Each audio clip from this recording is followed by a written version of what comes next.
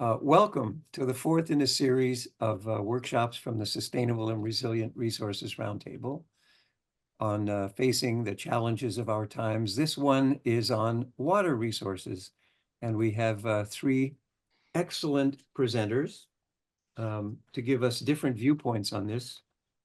And you'll see who they all are any minute now. And we have a series of 7 of these.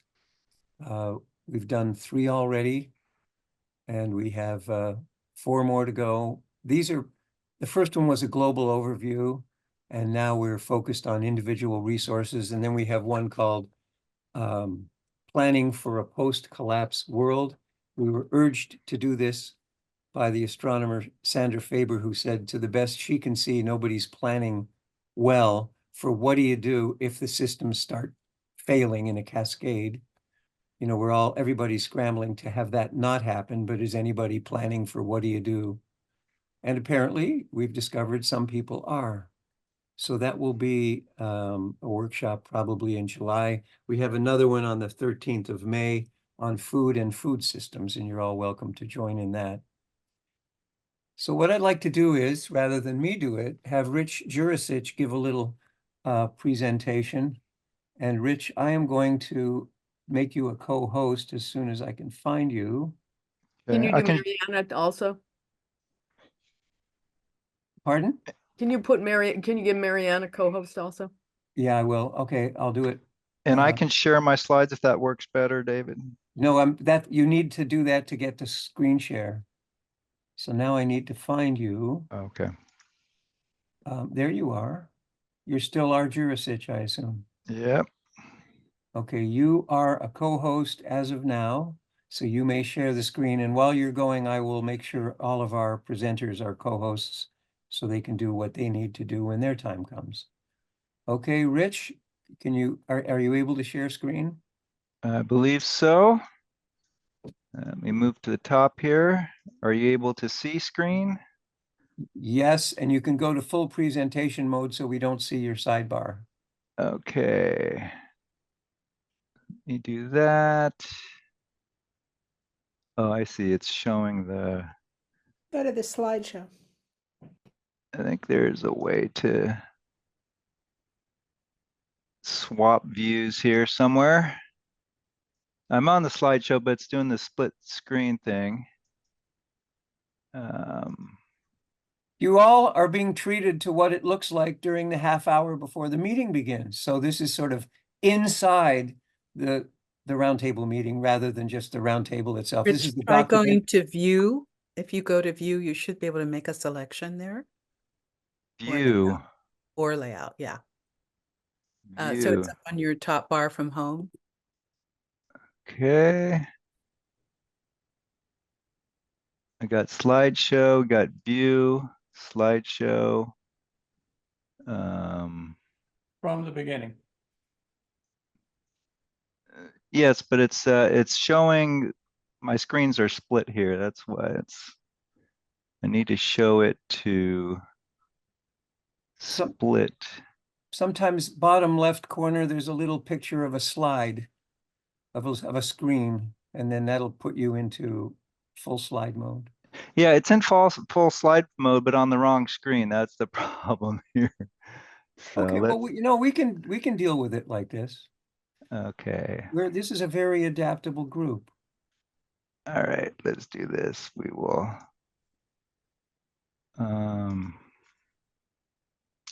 Let's try that. Okay, stop. Okay, we'll just, I guess, carry on. Okay, it's kind of. Do you use presenter view box there? Yeah, the problem is it's didn't work. Yeah, it's showing the full screen, but on a different screen. So that's just go for it. We'll just deal with it. Yep. So anyway, I'm Rich Jurisic, now working for the firm Woodard & Kern. Prior to that, I worked many years with the California Department of Water Resources. And I've been active with SWR for over since about 2008 or so. when I was working on the California Water Plan. And so I'm just going to walk through a brief summary of the history and kind of what SIR is all about. So these are, really the key function that SIR provides is really supporting other entities in developing and implementing sustainability metrics and policies and programs, and kind of implementing sustainability and resilience into your programs. And that's how I was kind of introduced to SIR way back when. Here, our mission statement is really promoting sustainability and resilience of resources that are critical to the ecosystems and communities that depend on them. And then our vision is a future in which individuals, communities, and nations keep resources and ecosystems sustainable and resilient for the benefit of people and nature. So these are just generic definitions about sustainability and resilience, but really the concept is really to promote these within our plans and policies. Really, we want to kind of use the best science and implement things, starting at a kind of a local scale and regional scale, and hopefully that will also inform actions at kind of the national and global scale. And the ability just to get people together and start talking about these different challenges and how we bring sustainability and resilience into the program. And so these are goals, and I should mention this is all information you'll find on the Roundtable's website. But really the kind of value added for the Roundtable is really helping to promote and facilitate those discussions about sustainability and resilience and bring it into your particular programs, policies for your agency or your entity or your company. And that's how I got introduced to the Roundtable. Was back we were developing the 2010 version of the California Water Plan, and we were interested in bringing these concepts of sustainability and resilience into the water plan as a kind of a public document. And connecting with the Roundtable really helped us have those conversations with our stakeholders.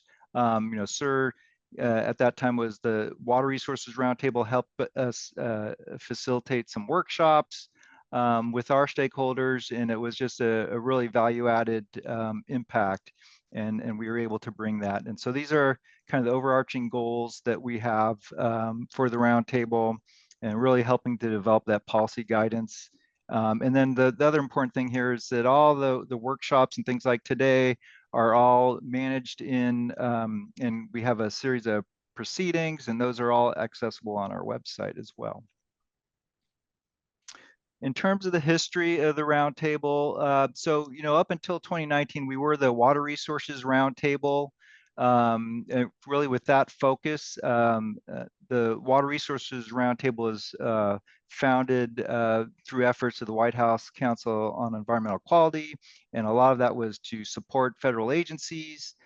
We were also incorporated into a federal advisory committee on water information. We were a subgroup of the kind of this larger advisory committee, and again, we were focused on water resources. Other subgroups were looking at different aspects. David, I don't know. Okay, there we go. So, and then basically in the last administration, federal administration, there was a kind of a policy directive to reduce the number of these federal advisory groups that were on the books out there. And I think in the end, quite a few of those were eventually terminated.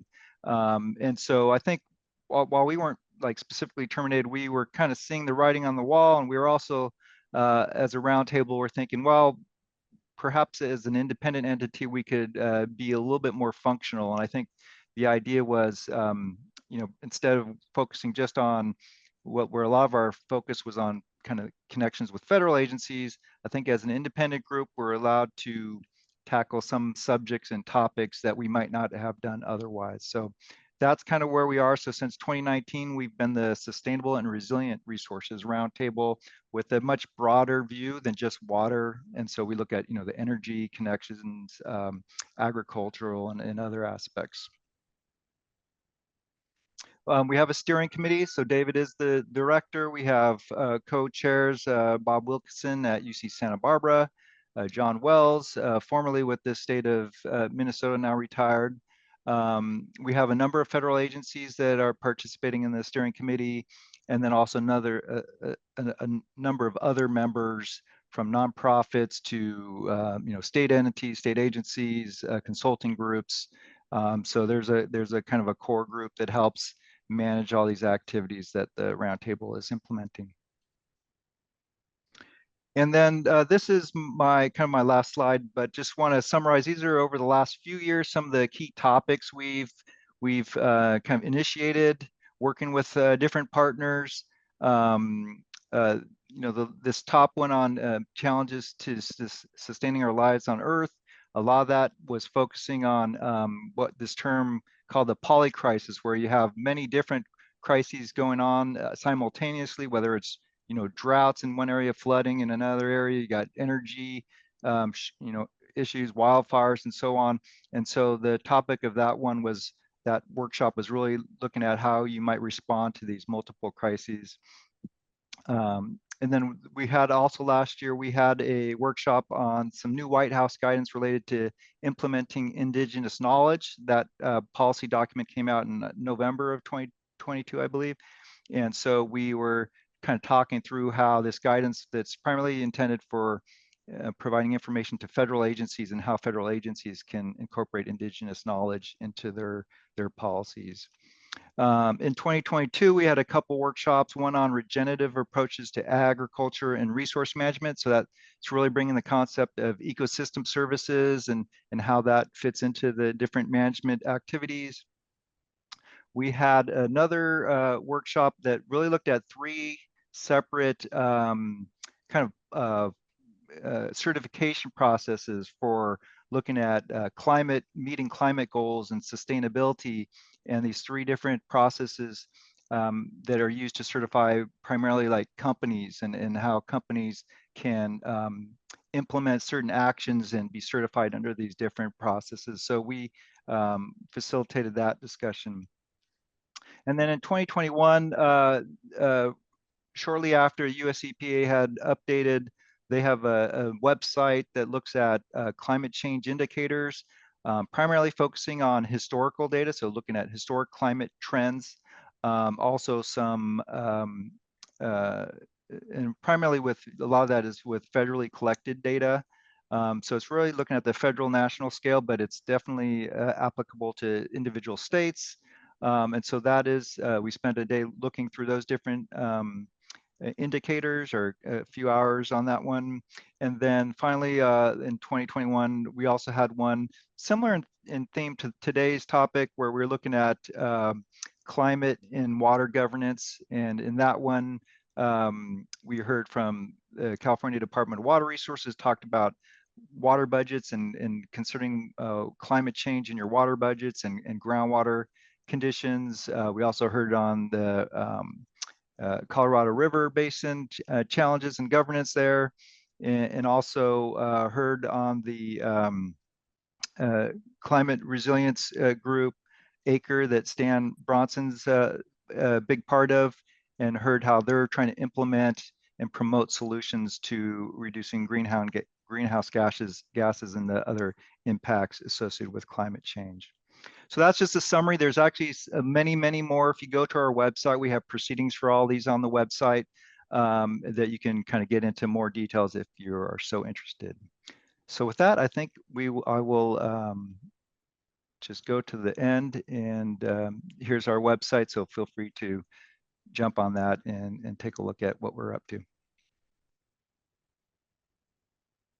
And I will stop here. Rich, thank you very much for that. It's nice to hear another voice other than mine give the summary, and that was a thorough summary. In addition to proceedings, many of those workshops have videos, and so you can go to the section of the video you're particularly interested in and get the whole thing. It's now my great pleasure and honor to introduce our speaker from the archipelago of metropolitan Stockholm. And I just want to say a couple of personal words. Alan Atkinson was a consultant in lots of places, but Seattle for a while, and working with Sustainable Seattle, and but had clients all over the country and beyond.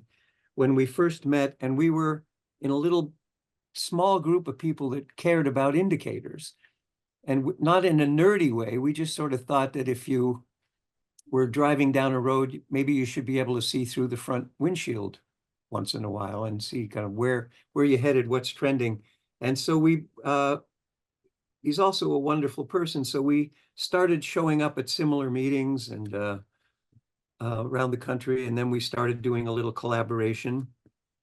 And when I stumbled out of the federal government, because they were deciding that I'd not be doing the interagency stuff anymore, Alan threw me a life preserver and retained me as a consultant that led to some amazing things. He and I and another fellow worked with the military on indicators for the military and created a whole set of them shaped like a star.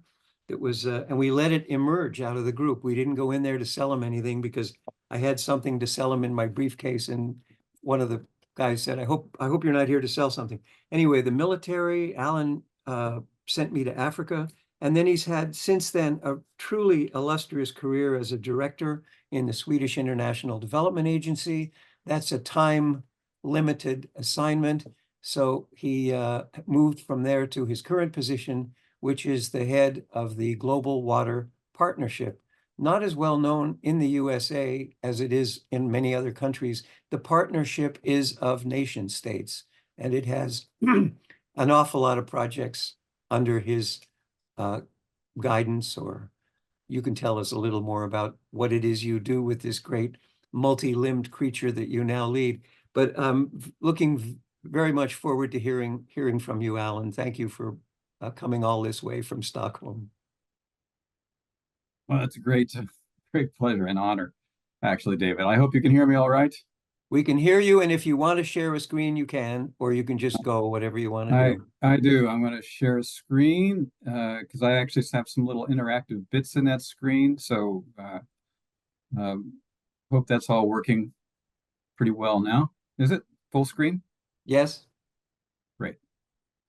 So first of all, in addition to just thank you very much, David, for inviting me and for that incredibly generous introduction. It was I thought it was one of the great benefits of being a volunteer for the organization Sustainable Seattle back in the day. I see at least one other Sustainable Seattle graduate here. One of the great benefits was meeting you, David. Really, we've had wonderful collaborations over the years.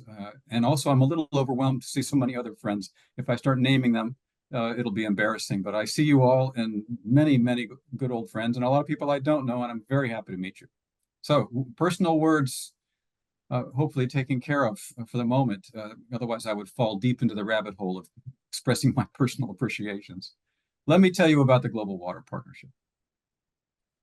David already said a little bit about my my background and how I won't say ended up here because it was quite a intensive recruitment process. I ran my own company for a lot of years, occasionally hopping into other CEO style positions or leading various organizations for short periods of time. And then at a certain moment, opportunity to apply for a position in the Swedish government arrived, and I did that. And as David said, there was sort of a 6-year limit on my playing the role that I was playing there. About that time, this organization opened up. And as one of the things David and I worked on, he mentioned Africa, was working on the Nile Basin Initiative. And I worked with a lot of similar organizations as part of my consulting work over the years. So I was so happy to apply for this position and then actually to get it. I've been in the role for about 3 months now, not quite. So given that I'm very new to the organization, some of the detailed questions you might not get answers from me right away, but I do also want to try to speak to the topic that was advertised. So what is the Global Water Partnership? And I'm very curious, and if you feel like writing in the chat whether you've ever heard of it or not, I'd be grateful to know that. It's been around since 1996. And it is not an NGO. This is maybe the important thing to know about it. It's what's called an intergovernmental organization, something like a mini UN in the way that it's legally structured. There are 8 countries that started it up back in the beginning of the 2000s. But then a lot of other organizations and a lot of other countries and people and nonprofits and academic institutions, and you'll see that got involved. Why was it started?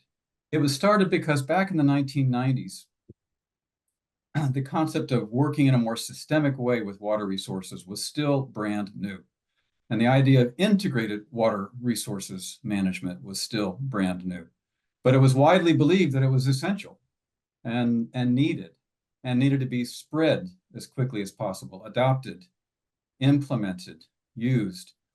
And to hop over to the present day, that aim to create a global networking organization that would reach from global to regional to national to local basins, and use that to spread understanding of systemic approaches to water management that we now call IWRM. That worked. It worked well enough that IWRM is now written into the United Nations 2030 agenda, SDG agenda, specific targets. It has its own specific target.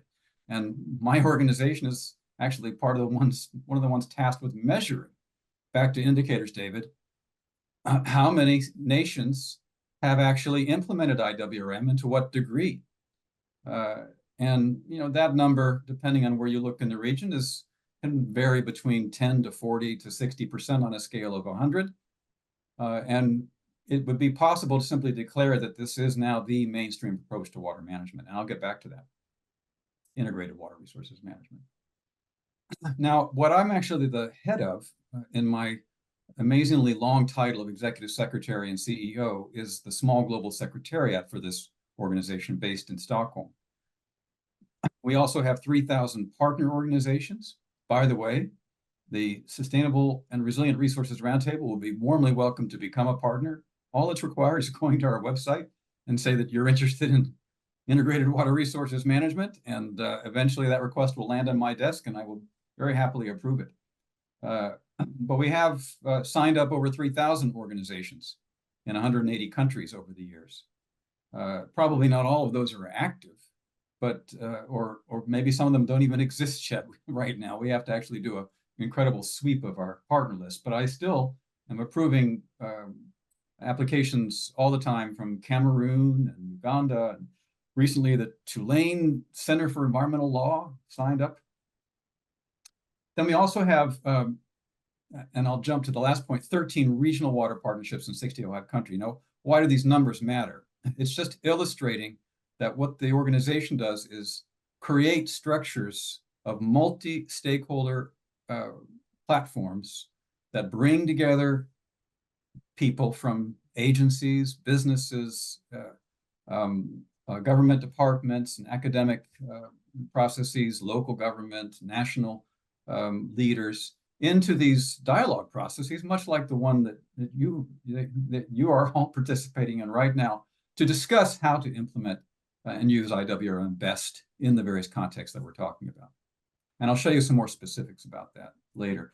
So there are councils of people at the country level, 65 plus of them, and there are 13 councils at the regional level. And here's just a visual of what that looks like.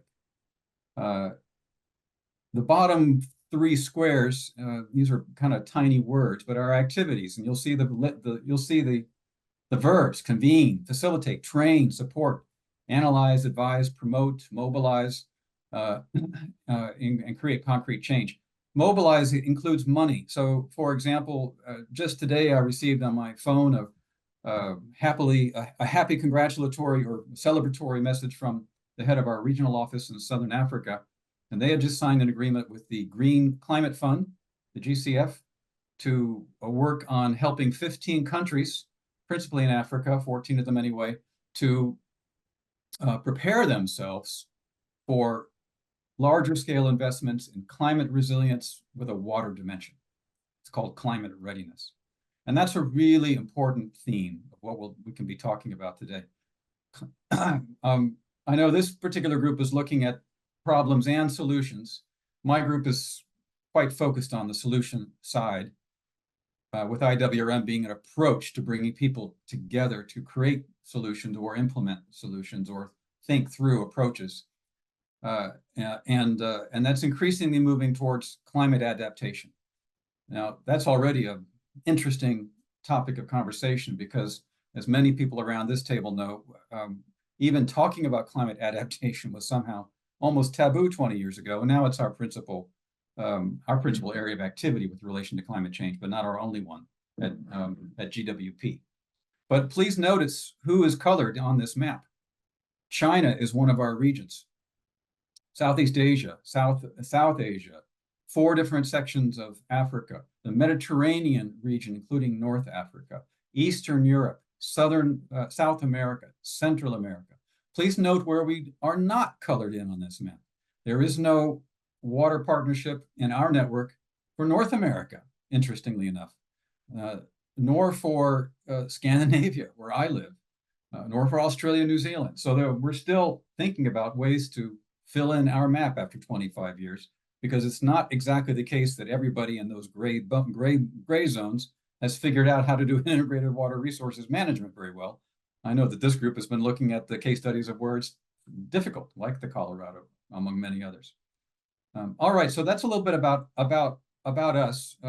We're sort of really big and really small at the same time. My team in Stockholm is actually not even all in Stockholm. They're scattered around the world. My finance team is in Southern Africa, Sri Lanka, and Stockholm, for example. And some of our regional offices are bigger than my global secretariat. So we are a true network organization, and we are truly dedicated towards being a catalyst and convener, training people, bringing them together. And I'll show you a couple of examples of that in a bit. Also, we're really diverse, organizationally diverse. We're automatically diverse globally, and culturally and nationally in every way you can imagine. But we also have a really diverse spread of who we gather around the table. And the fact that we are an intergovernmental organization at the core, although our member organizations are themselves often NGOs, institutes, some of them don't have a legal identity, they're just based in somebody else's institution. But that intergovernmental identity is incredibly important because it creates a truly neutral feeling process. And in water resources, I said water relations, that was an interesting slip of the tongue because that's what I was getting to.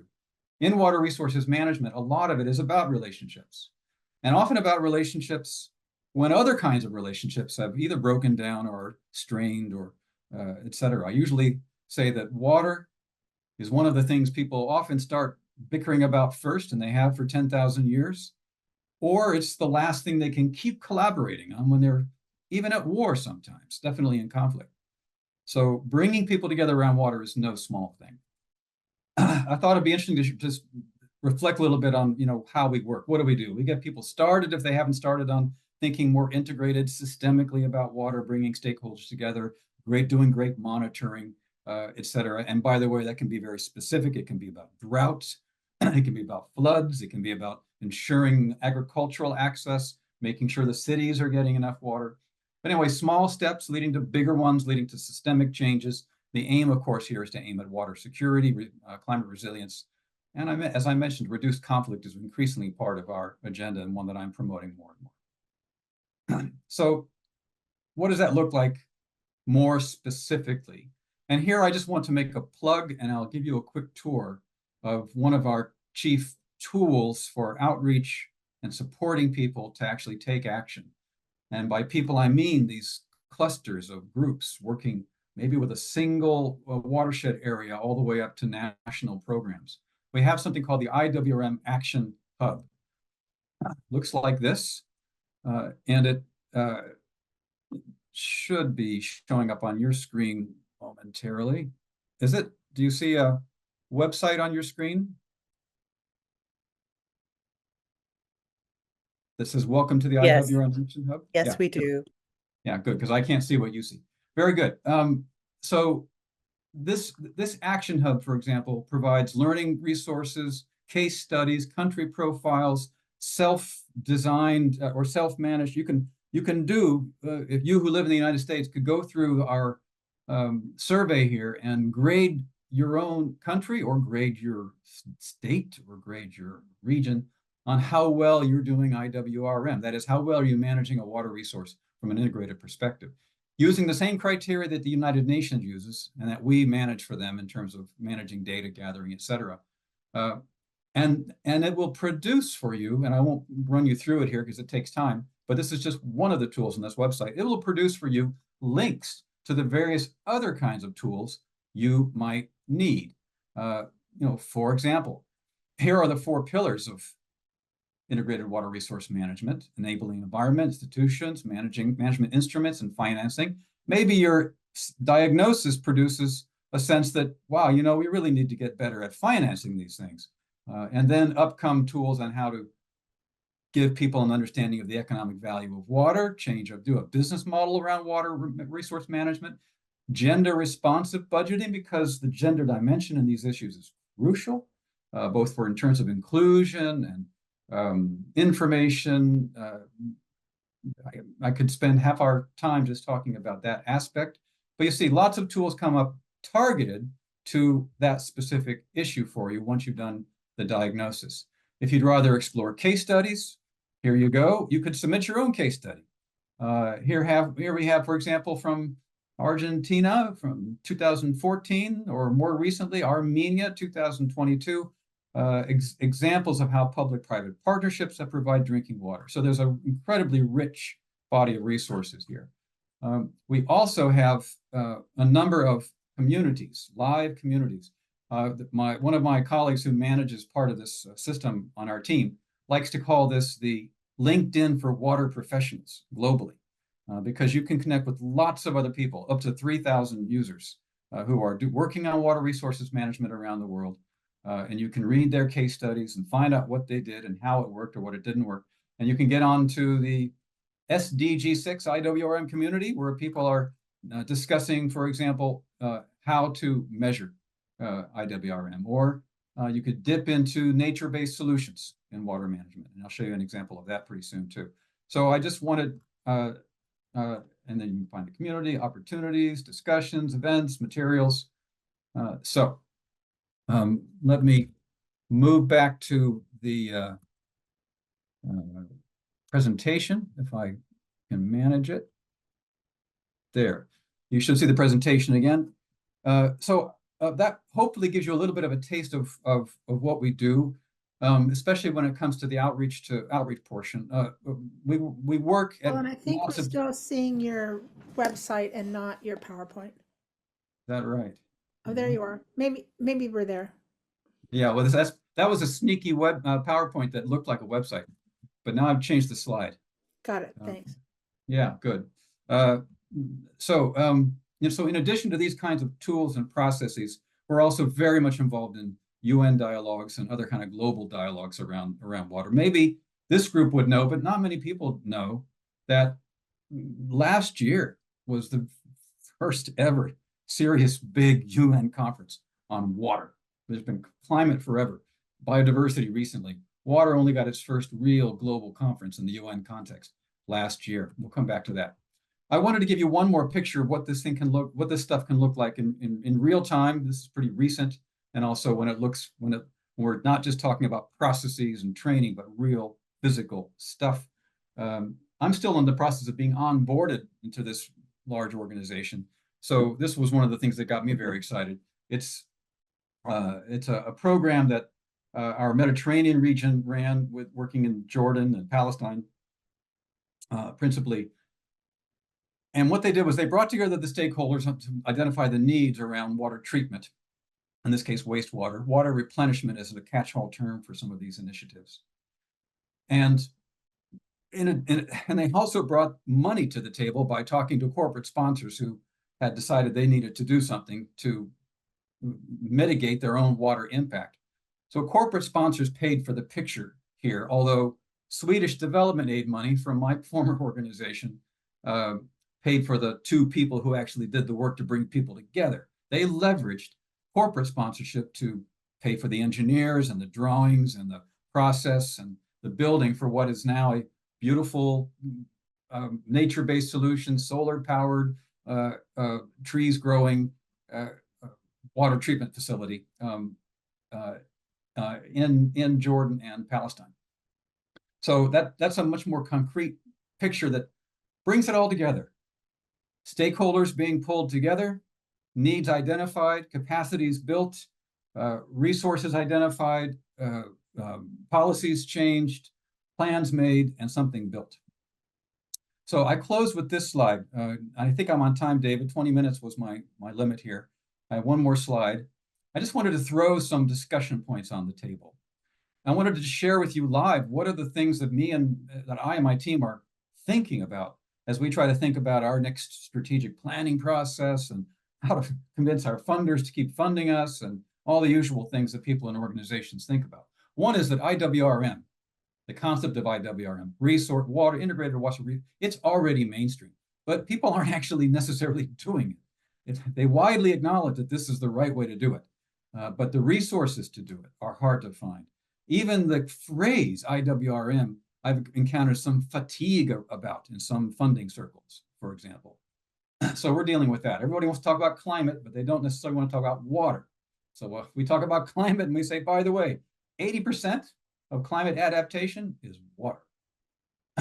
Second, I mentioned that this thing about the conference that the UN held last year. You know, there is no internationally accepted global agreement on sustainable water management, like there is agreement on biodiversity or climate.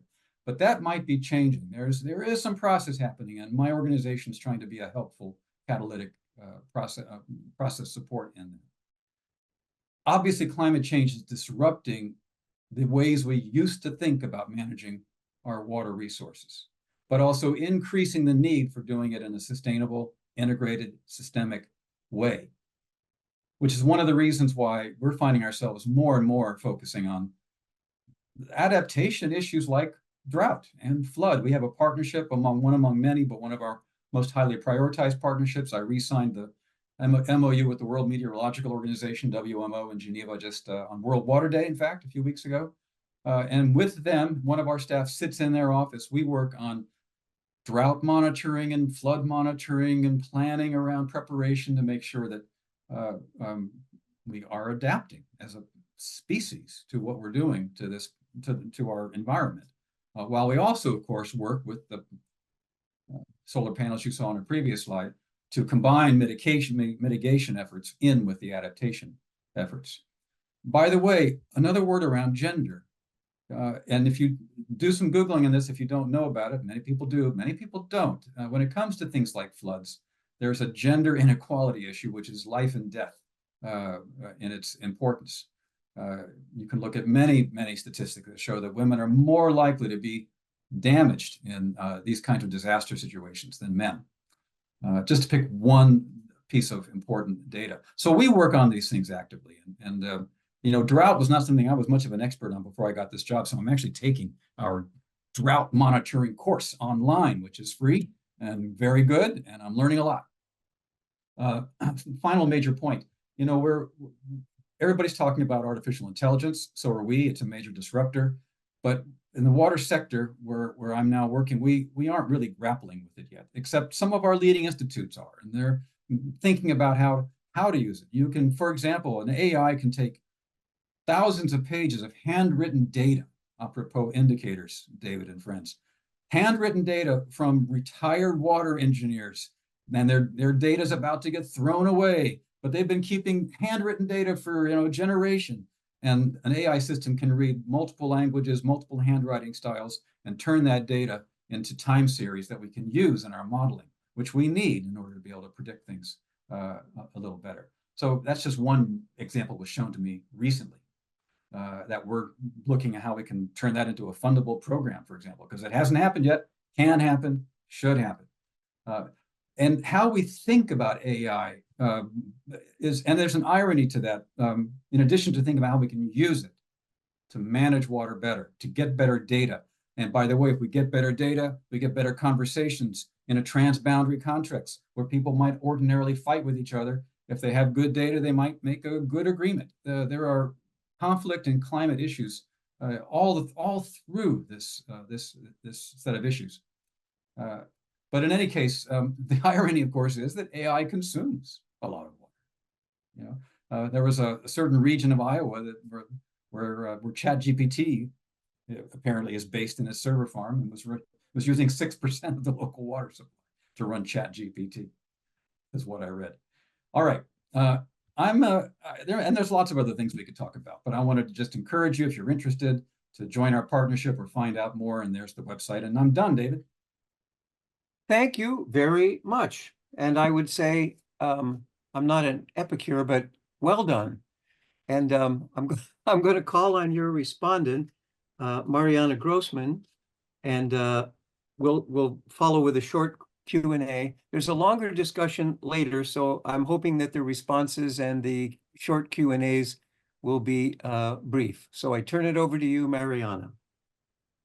Hi, it's a joy to be here with you virtually, and it's really exciting to learn about the Global Water Partnership.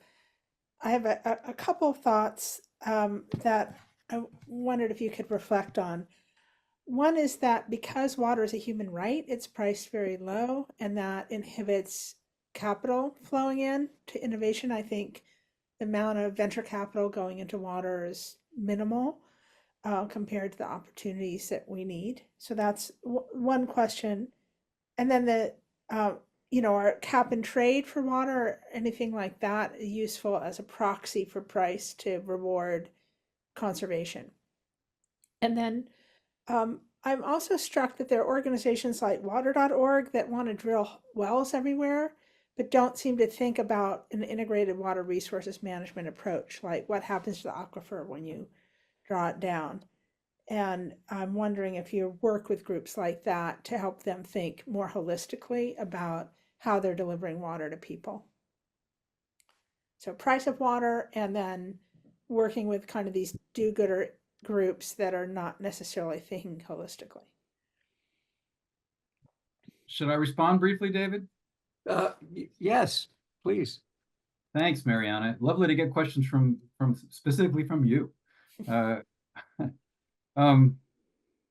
Very good questions. Around capital pricing, the economics of water, let me first recommend you to the work of another organization, where it's an initiative, not an organization, called the Global Commission on the Economics of Water.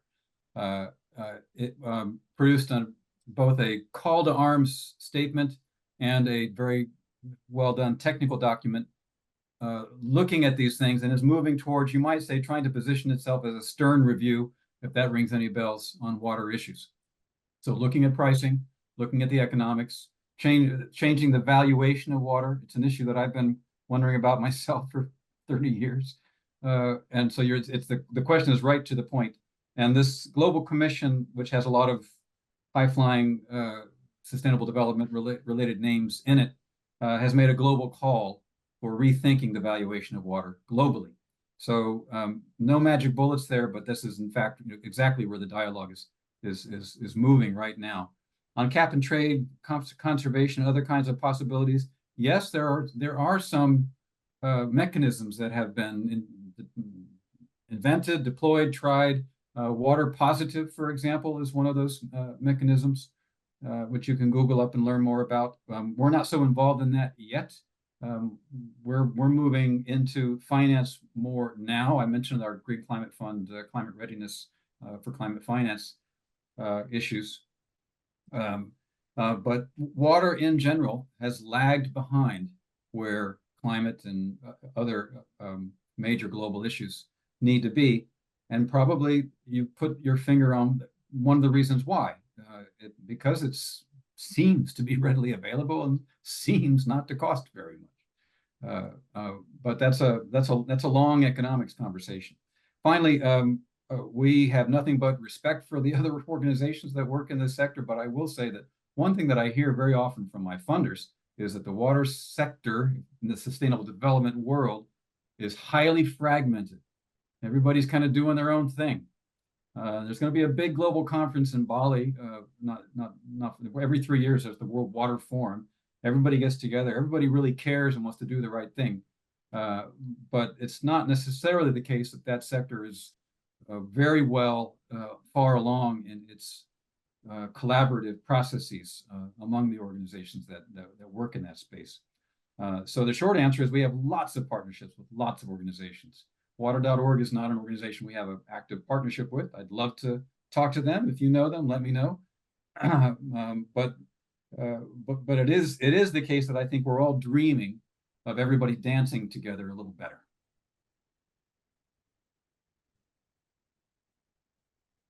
Excellent, thank you. We have time for one brief question from the floor before we move on to the next speaker.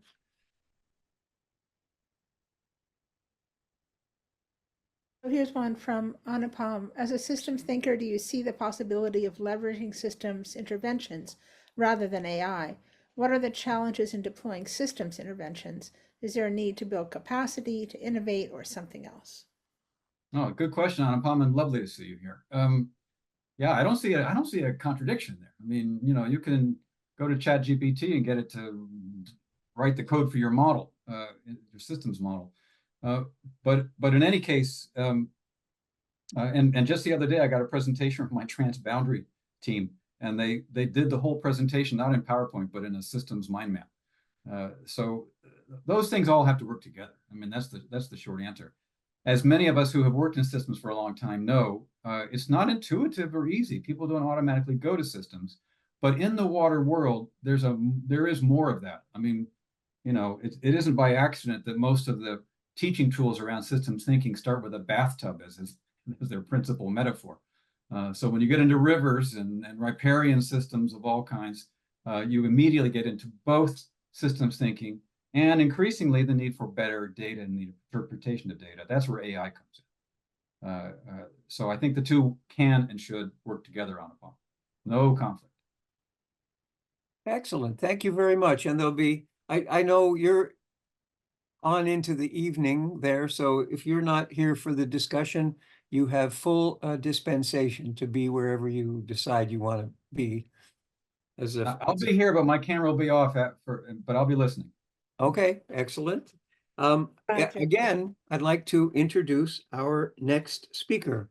And we met in an interesting way, both called in to advise a Tibetan friend on his nonprofit called Children of Tibet Charitable Trust Foundation. And we connected because there was a difficult personality on that call, on those calls that sort of was giving people a hard time. And we started sending each other texts and emails saying, good response, well done.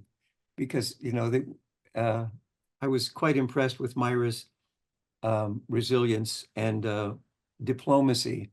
And then I have been very impressed for a long time about Myra's great gift to be able to move into an environment and have a rapid sense of what's happening there and quickly move to a position of supporting principal players, whether that's working with nation states at COP rather than be out there only with the NGOs, and supporting nation states in cogent negotiating, or when the Dalai Lama comes to town, Myra's on the inside doing Rinpoche support, because she brings with her a great awareness of what's happening and a great natural commitment to contribute to both the individual beings and to the unfolding pattern and purpose of the gathering.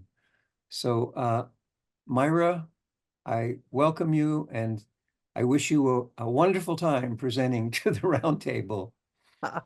Yes, I was really quite excited. It's been quite a time working with the folks on the Nile River, 10 out of the 11 countries of journalists and scientists, and turning these stories back to local communities. So we just finished that work in March, and upcoming in May is the Tigris and Euphrates. another summit that brings together everybody who is concerned with water into the same room so we can see the work that needs to be highlighted and see where the gaps are in the work. And this is what I love doing.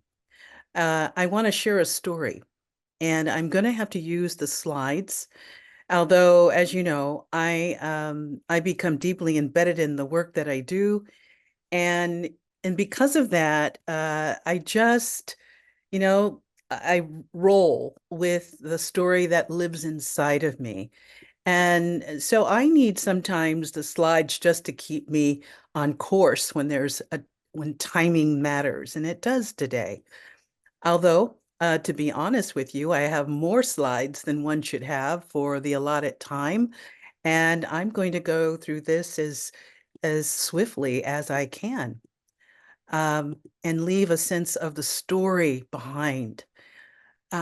Boy, it was really nice hearing from Alan, I have to say. I'll have to follow up in some manner. So I'm calling this a story of intra-being. Can everyone see the slides before I start rolling? Yes. Great. Let me also do little bit of tinkering here. Otherwise, I'm going to get caught. Hang on just a minute. I'm just going to have to close down this bar of looking at your wonderfulness and get that out of my way and roll.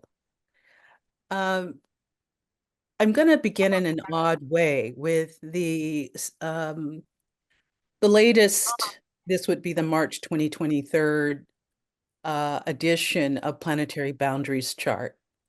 And this one broke my heart, I have to say, because my work with the cohort of scientists around the world that work on this issue began in 2012.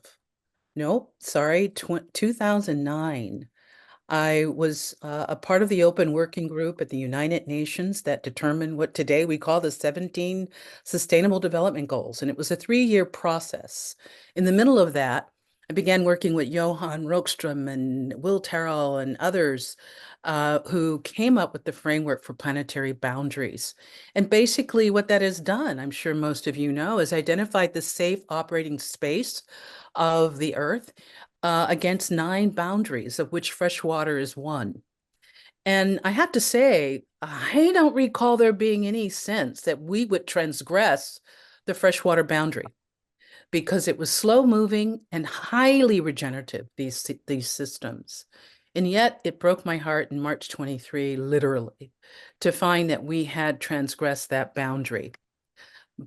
And it made sense that I had dedicated my time to working on the largest rivers in the world and turning our attention on each continent to those freshwater systems. Because quite frankly, when you're talking about fresh water, for all of us who depend upon it, it being less than 1% of what flows and we have access to in lakes, rivers, streams, waterways, wetlands and such, that is a precious, precious part of being an earth being, which we all are. We are completely embedded in that larger body that is the earth. And I left the planetary boundaries work with the title of Diplomat of the Biosphere. It's a fun thing, but I took it on seriously. I said, I do need to be listening to this living biosphere and learning from that. To adapt on a rapidly changing planet, we got to pay attention to how the Earth is changing. So I'm showing you an image of the Okavango Delta from space in May 2015, which was significant because she was sending it to colleagues on the ground who were exploring, National Geographic explorers, scientists who began receiving grant money in 2010, was exploring the regions around the Delta and was far away from the Delta when the image came through, was in the northeast area.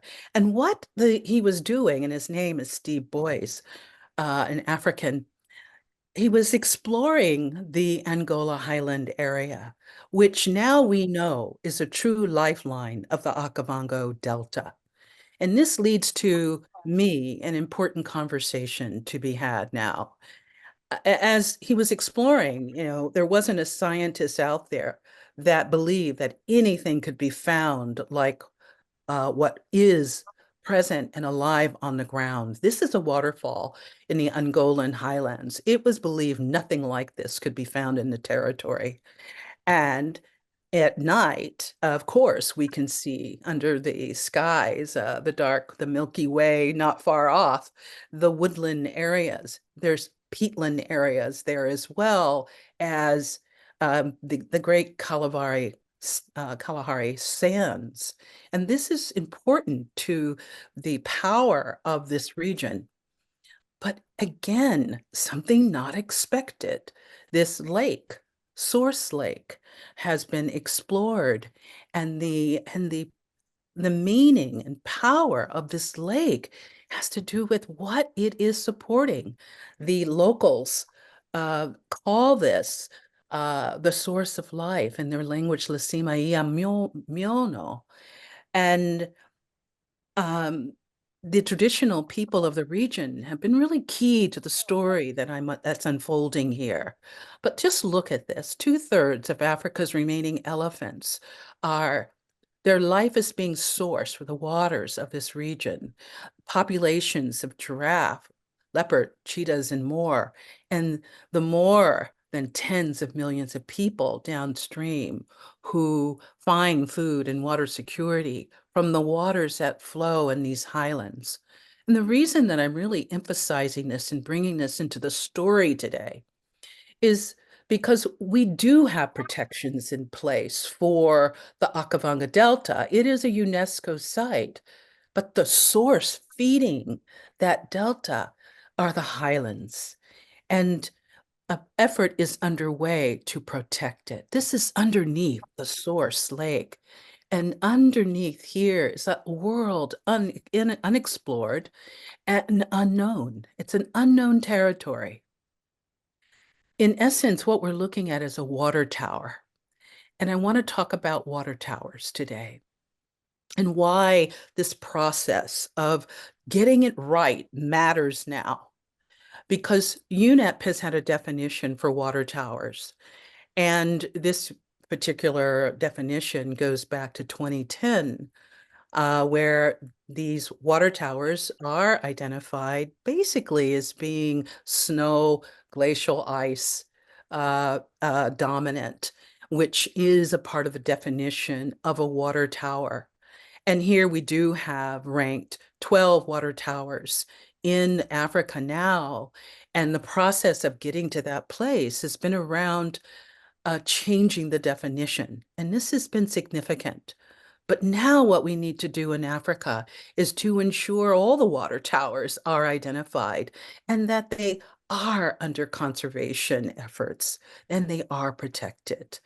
So if you look back at the global map, there's still water towers missing, and they should be identified. These are crucial, not only to directly to all the life that is being sourced and fed by these fresh waters, but also climate itself. We know even the Angolan highlands has an impact on the El Nino patterns that affect ocean. And so when we in here, I've already mentioned that the water towers have been defined by snow cover data, glacial inventories, and how the water is buffered over time. In other words, annually, looking at the data there. So the process of redefining water towers has been really crucial in this process. And where Africa's water towers have been excluded from the global spotlight and not in the consideration for conservation, now today we're moving in a far different direction. And these freshwater ecosystems across the continent can be included. We do still have critical water towers that we need to consider. In Zimbabwe, in Cameroon, in Ghana, and in Central Africa, as well as Rwanda, Burundi, and the DRC. So my relationships along the Nile with journalists are key now to helping not only funding that's come from National Geographic to fund its explorers, but also to do the work of including societies, local communities in this process. Today, we could define a water tower very simply as a large quantity of fresh water stored in the mountain ranges that eventually, of course, the water flows downstream to feed people, wildlife, and nature. And distangling, we're distangling it, of course, it's disentangled from the idea of the snowcap and the glacial waters. And that's helpful. But what we also have to do when we look at that is the buffering capacity of the water towers. And this is something that has been very helpful with recent research done by Mauro Lorenzo and Stefan Woodborn. And I was on a call with Mauro yesterday. And Zhang, he's got a long way to go in this work, and his enthusiasm is amazing. But it's the positionality of the scientists on the ground now that is also a very a much appreciated change.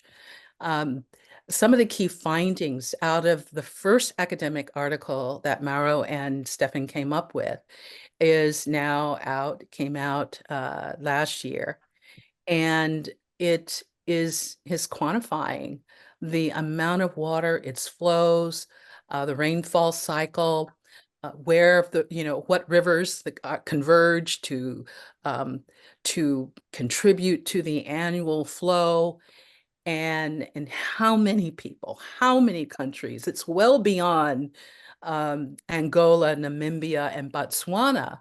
There is Zambia and Zimbabwe and Mozambique and the DRC that benefit from the flows of the Angola Highland Water Tower. And now that's being tracked and quantified. So the monitoring is so key here. And of course, none of this region has the snow and ice. And so changing the definition is crucial. And now there is work right now to ensure that this becomes perhaps a Ramsar site. We can also speak to the amount of carbon that is being sequestered here in the peatlands and in the woodland areas of the Mayombo forest.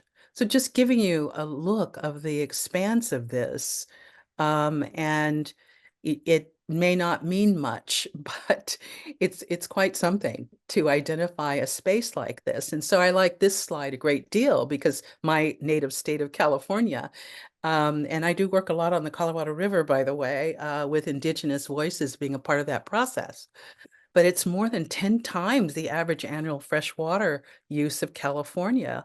If we want to compare it to something here in North America that we might be able to get our heads around, it's a massive amount of fresh water.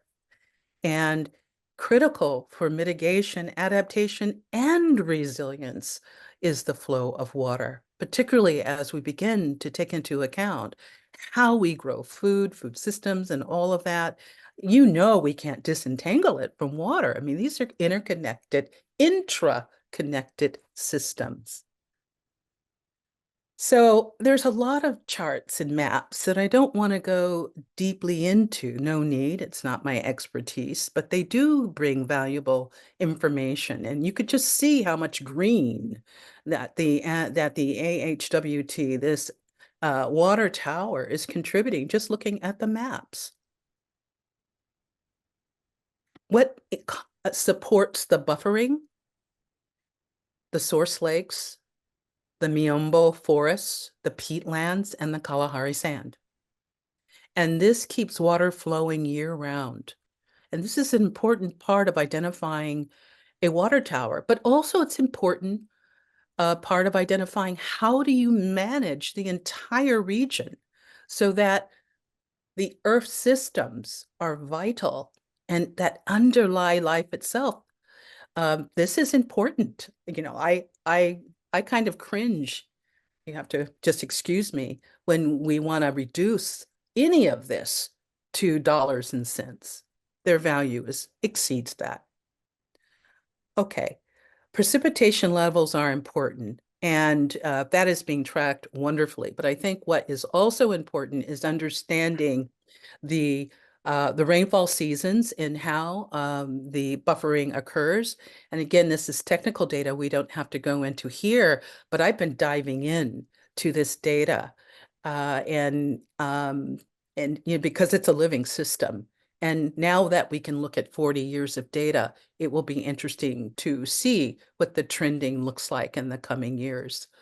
The part that I cannot dismiss, because I work on also the Convention of Biodiversity as well as climate change and work very closely with negotiators. The biodiversity here is astounding. Already 143 new species have been identified. And this sweet little baby of a dragonfly is one of them. This is one of the smallest dragonflies to date. Tarantulas I have a thing for. From my time in Nepal, I actually slept with a tarantula of this size. And these particular tarantulas have horns. Fish and more. So before time runs out, the part that excites me the most is not only are scientists in the region doing more work to be published in the major journals so that the needs in Africa are more available and recognized, they're also working and have positioned themselves to draw from traditional knowledge, the knowledge in local communities.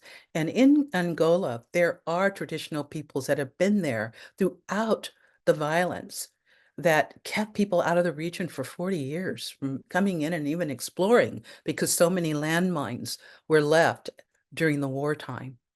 And there were people that just simply never left. They had always lived there, and their knowledge has been invaluable.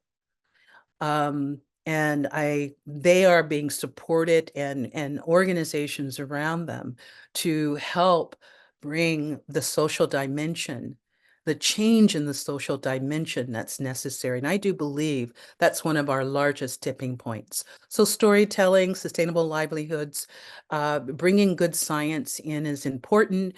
And the InfoNile group that I work with, that works with journalists and scientists to keep them informed, keep them in good relationship with one another so that stories reach people and communities so they understand within their territories the work that needs to be done. It's important work, and this is where we can get a heads up on bringing along people with these changes that are happening, the rapid changes happening on the earth, so that they understand and they can be a voice in protecting these important ecosystems and biomes. Also, the translation and research of research into policy is critical. And what I loved about this whole project is the way in which the expedition is now being shared with others. Truly unknown territory. Science had dismissed this area of having anything of value, any kind of resource than what was found. So imagine living in a world with still so much unexplored territory. I'd like to close with a quote from Steve Boys, the major explorer, and his story is told in the film. He says the Angolan Highlands water tower is not only keystone to the future of Southern Africa and its long-term resilience to climate change, but it has profound cultural and spiritual importance. Now that we've defined the boundaries of Angolan Highlands water tower within academic science, we need to protect it in partnership with communities. So I go from the Nile to turning my attention toward all the water towers, particularly those that are not on UNEP's list and on the global map. So I invite you all to join me in that in whatever way you choose. Thank you. Myra, thank you very much. You say you're not, it's not your expertise. expertise, but it was beautifully thorough and delivered. I'm going to call upon John Wells to ask a question. And I think to make sure we have a full discussion, put questions in the chat and we will steer them to the discussion period at the end after the third speaker. So when you put in a question, put in, please, into the chat, who is the question directed to? Or else, we could ask you to answer your own question. All right, John Wells. Myra, thank you so much. That just really awakened or reawakened my sense of where I am in my life. I mean, you talk about what we do needing to be life enhancing and life supporting, and that we're dealing with a living system. Well, living systems actually not just water, even though water may be the lifeblood in our world. I'll just give you a simple question. How do you think we're doing, and where do you think we need to go from here? That's two. Yeah, that's two questions. One of the things that it may surprise you, but I do feel that the changes that we're facing are, we're really being pushed by a planetary system of which we're a part. And I think it knows how to influence us. We're getting up against the edge and we're feeling it now. I don't know of anyone who doesn't notice how drastic weather has changed. And more people than ever are following the sun. I used to think it was just my obsession as an engineer, electrical engineer and a utility. It's my job to follow the sun cycles and solar flares, because solar flares can take down an entire electrical system, and we don't put money away to replace the big generators on the system, the capacitors and whatnot. They could take up to 5 years to manufacture. So it's a big deal. And yeah, more and more people are watching the Weather Channel. That's why the Weather Channel is up, now getting money for its premium service, and people are buying it. And watching the solar flares and watching USGS for earthquake information daily.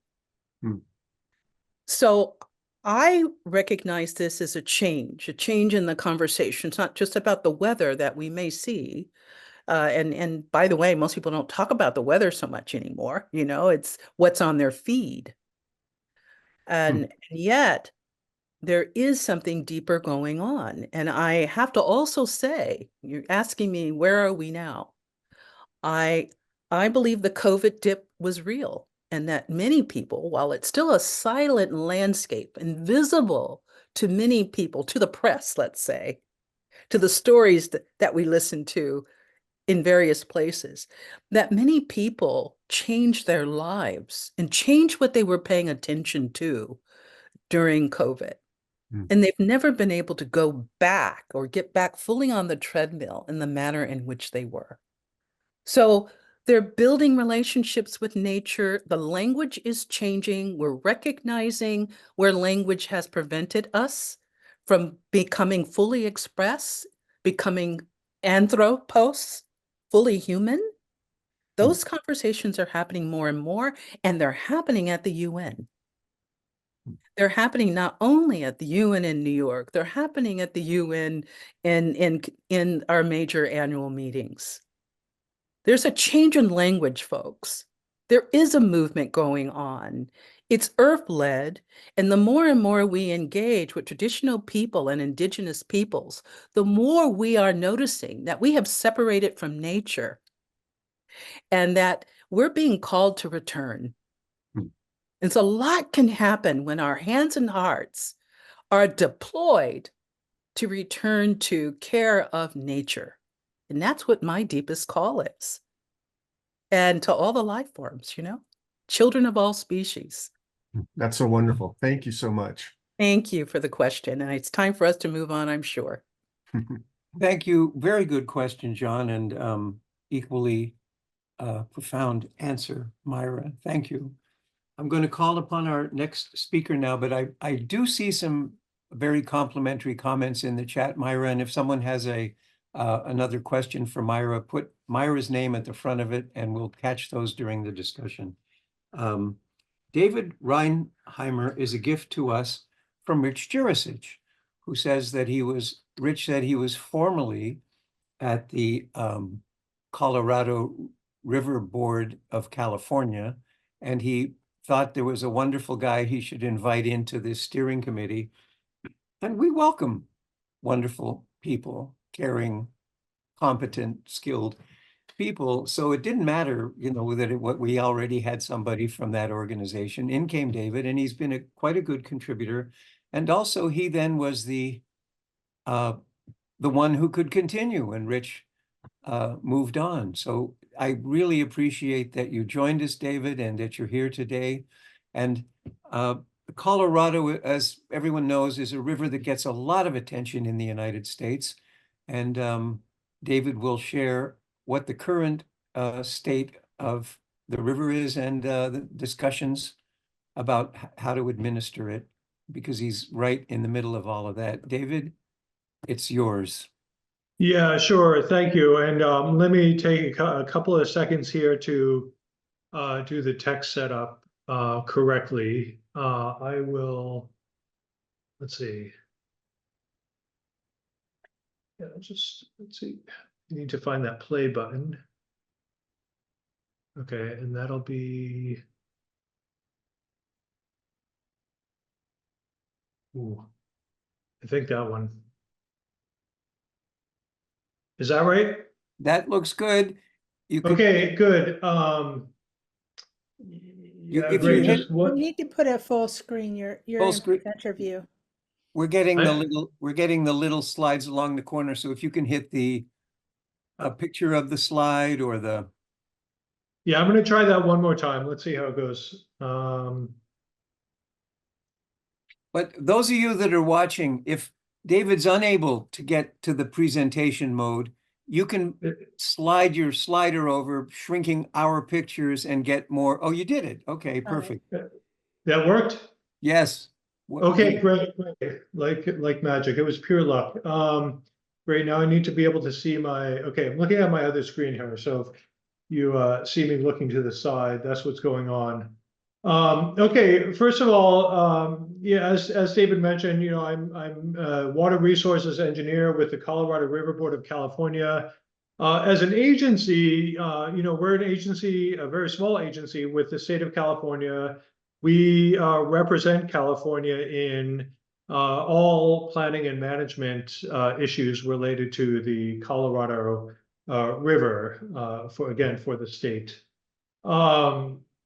So I hope that advanced correctly. Okay, good. Yeah, so just, I, as an engineer, I'm giving kind of my own engineering perspective. Having said that, I do have some, albeit limited experience in talking about sustainable development issues. And I have lived in different parts of the world globally and think about, global, water issues. So, all of these talks that we've been hearing are very much, interesting and certainly within the realm of stuff that I thought about in the past. In terms of this talk here, as an outline, I'm going to give a bit of an orientation to the Colorado River, kind of frame crises and adaptations of the river as I see them, and kind of give an overview of crises and adaptations specific to the Colorado River Basin.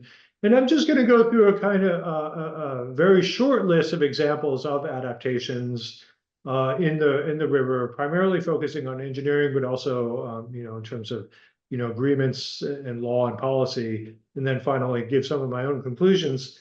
One caveat, or a couple of caveats or / disclaimers, that this focuses on the lower basin. You'll see in a second what I mean by that, mostly California. This is really based on my own experience. I don't really want to speak to what they are experiencing in the state of Colorado, for example, or what the tribes are experiencing. And another caveat is that this represents, or disclaimer rather, is that this represents my views and not necessarily those of the state of California. I thought I should put that out there. This shows a map of the Colorado River Basin.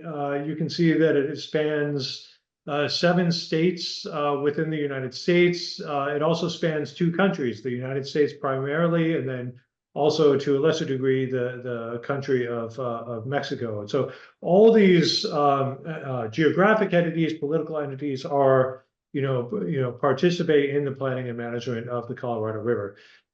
Some of the water, actually, a lot of the water is exported to outside of the basin as well, which we will, which you can see here in this map on the right. You can see that much of the water, or I guess you can't really see in this.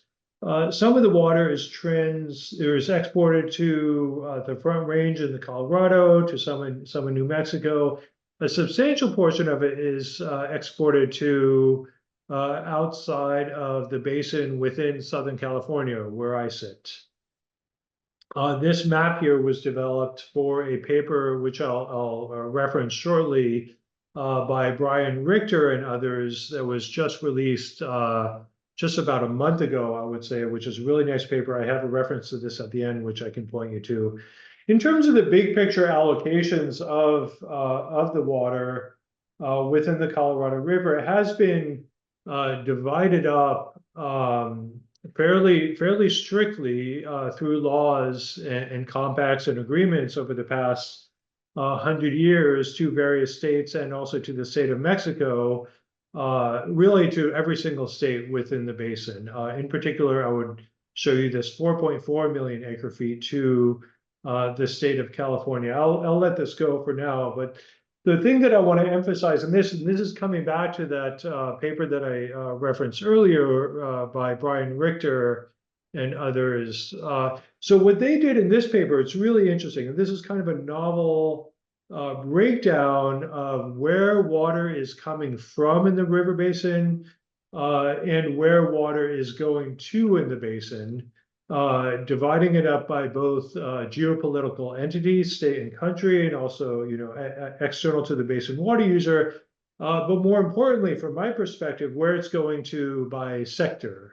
So if you look at where it's coming from, primarily it is from the upper basin via snowmelts. There's also water from lower basin tributaries, including the Gila River. There's also reservoir depletion. By reservoir depletion, I mean, so if you look at this study that these researchers did, they really focus on this period from 2000 to 2019, during which there has been an imbalance in supply and demand. And the only way to meet that imbalance has been through depleting the reservoir storage that we had at the beginning of this period. In terms of where this water is going to, it's going to municipal, commercial, and industrial uses, agriculture, reservoir evaporation, riparian and wetland evapotranspiration. If you look further at the breakdown of agriculture, a lot of it is going to alfalfa, other hay, wheat, cotton, and other crops. And if I could, I would spend the rest of these 20 minutes just talking about this figure itself. I think this is a really nice figure. One of the stories that we see here that we'll see in terms of adaptation is moving water from agricultural uses to urban, municipal, commercial, and industrial uses, both in terms of, well, there are 2 things going on here. One is a transfer of water from agricultural uses to urban uses, but another is a flow of compensation, financial compensation from those urban areas to those agricultural areas. And one of the things that I want to emphasize right now, lest I not get to it later, is that is not only a transfer of money in one direction and water in the other direction. It is an investment in the agricultural communities that use this water, right? And so the idea here, and again, even if we don't get to the other slides, is that we're really talking about building up the communities that depend on water, not only moving water and money around. And I do want to emphasize that point. because we do see that. In terms of framing crisis and adaptations, crises, there are a lot of different ways that you can look at crises. They're very spatial, and we see this in the Colorado River, right?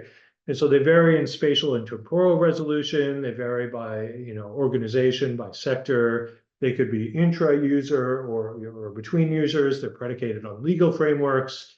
They could be exogenous or endogenous to a particular region. They are quite dynamic and they're subjective. What's a crisis for, one person or entity is not necessarily a crisis for another organization. In terms of adaptations, they are typically, as we see here, commensurate with specific crises. They may be reactive or proactive, typically a combination of both. They may involve trade-offs or involve winners and losers, causing other crises along the way. One of the things that we'll see in the Colorado River Basin is that we try, to the extent possible, through collaborations, through partnerships, to really minimize the losers in this equation. We really try to come together through dialogue, through collaboration, to make sure that, as inflows into the system decrease over time, that we are, sharing those shortages equally, so that we're all essentially, winners to the extent that we can, call ourselves winners as the conditions change. These are not transformations. If you look at the literature on resilience and resilience theory, you can think about persistence and adaptation and transformation of complex adaptive systems. We're really focusing on adaptation and not necessarily transformations. There are a wide range of specific crises in the Colorado River Basin. The major one is really this water supply and demand imbalance, stemming from, the millennium drought, aridification, aka climate change over the longer term, overuse of surface and groundwater. I put overuse in quotes because, overuse is really relative. If there's a lot of water, we're not really overusing if there's plenty of water. So, and then drought, conversely, maybe should be put in quotes as well, because it really is, context specific. There are crises, depending on perspective and regulatory regime, the threatened ecosystems and species, many others past, present, and future. In a complex adaptive system such as the Colorado River, we have, we have been experiencing crises and adapting to those for, well over 100 years at this point. And so this is really, what we're experiencing now in terms of, overshoot is really kind of the latest iteration of that, but we have been dealing with that for a long time. The main takeaway here is that hydrology is changing. If you look at the development of the 1922 Colorado River Compact, which is the kind of the base compact upon which much of the water sharing that happens today is based, the hydrologic reality that they were dealing with back then, regardless of the weird politics around that, was fundamentally different than what we see today and what we anticipate to see going forward.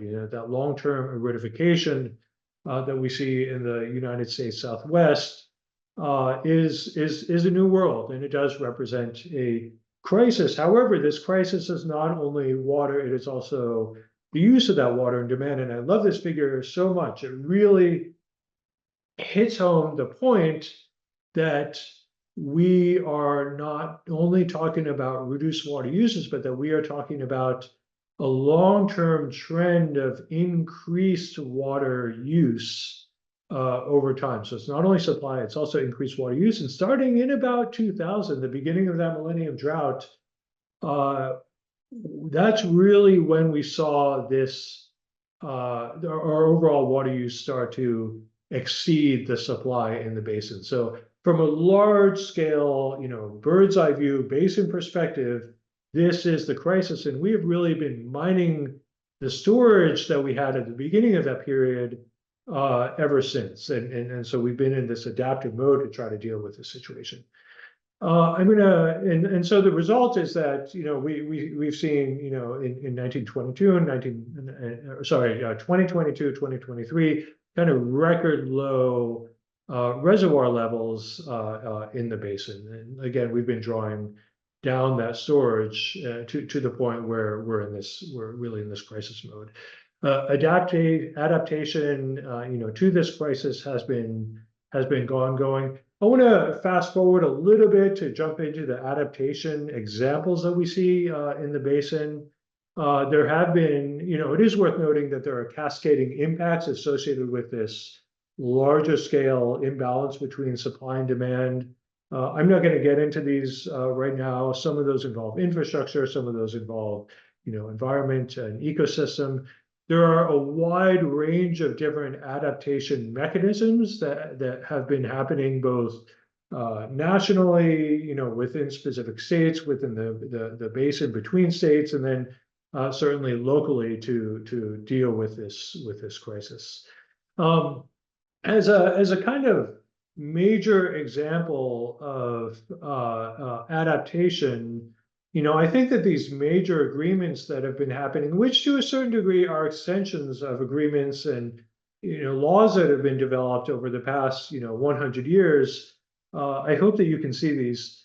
This is starting in 2000, really the beginning of the Millennium Drought and the beginning of this new period where we've really been overshooting our consumption with respect to available supplies. There have been a series of agreements throughout the basin, both between states and within the state of California, to basically reduce the amount of water that we are using, recognizing that if we don't do something, that is really unsustainable from a reservoir state perspective and also from a long-term water supply perspective. So again, starting in 2000 up until really now, we've had a series of major agreements, which in my mind represents a class of adaptation. However, this is really, in my opinion, short-term, and it really solves some of these short-term challenges that we have with respect to supply and demand. It doesn't necessarily get at the long-term operational changes that are needed to address long-term aridification. That's really more of an ongoing thing, and we'll see more of that in the future. I won't get into that right now. One example of adaptation that I did want to highlight, and this again gets into that idea of transferring water from agricultural water use to urban water users, is the 2003 Quantification Settlement Agreement. Or the QSA. The 2003 QSA is a suite of agreements it had three primary objectives. One of them was to reduce California's water use to 4.4 million acre feet. I referenced that number earlier. Another major objective was to transfer water from IAD, the Imperial Valley or the Imperial Irrigation District, to San Diego and also other urban areas in Southern California. So you can see that on this map here. You probably don't see my mouse. Yeah, do you see my mouse if I move it right now? Yes, we can. Maybe, okay, yeah, I was in the wrong spot. Yeah, so you see this transfer of water from Imperial Irrigation District to San Diego, to Coachella, to Metropolitan Water District of Southern California. And then another part of that was to help restore the Salton Sea, which is tucked in here between IID and Coachella Valley. And so basically the big story here, the big picture of the QSA was again to transfer, from one perspective, to transfer water from this from IID, this big ag user, to San Diego, big urban user, and then other users as well. But again, this was not only about transferring water, this was also about transferring money back into the agricultural community, not only to line the pockets of IID, but to invest in the irrigation systems within that community and to help overall improve the agricultural system and the communities that depend on this agricultural system within that community. So again, so in terms of some specific examples, you can see here that one of them that you may read about is the lining of the All-American Canal. There were many other efficiency improvements in this area. All of it was for the conservation of water. Fallowing was not part of the QSA. In contrast, Met does operate a fallowing program in the Palo Verde Valley, but in this particular case, for this particular agreement or suite of agreements, fallowing was not part of that.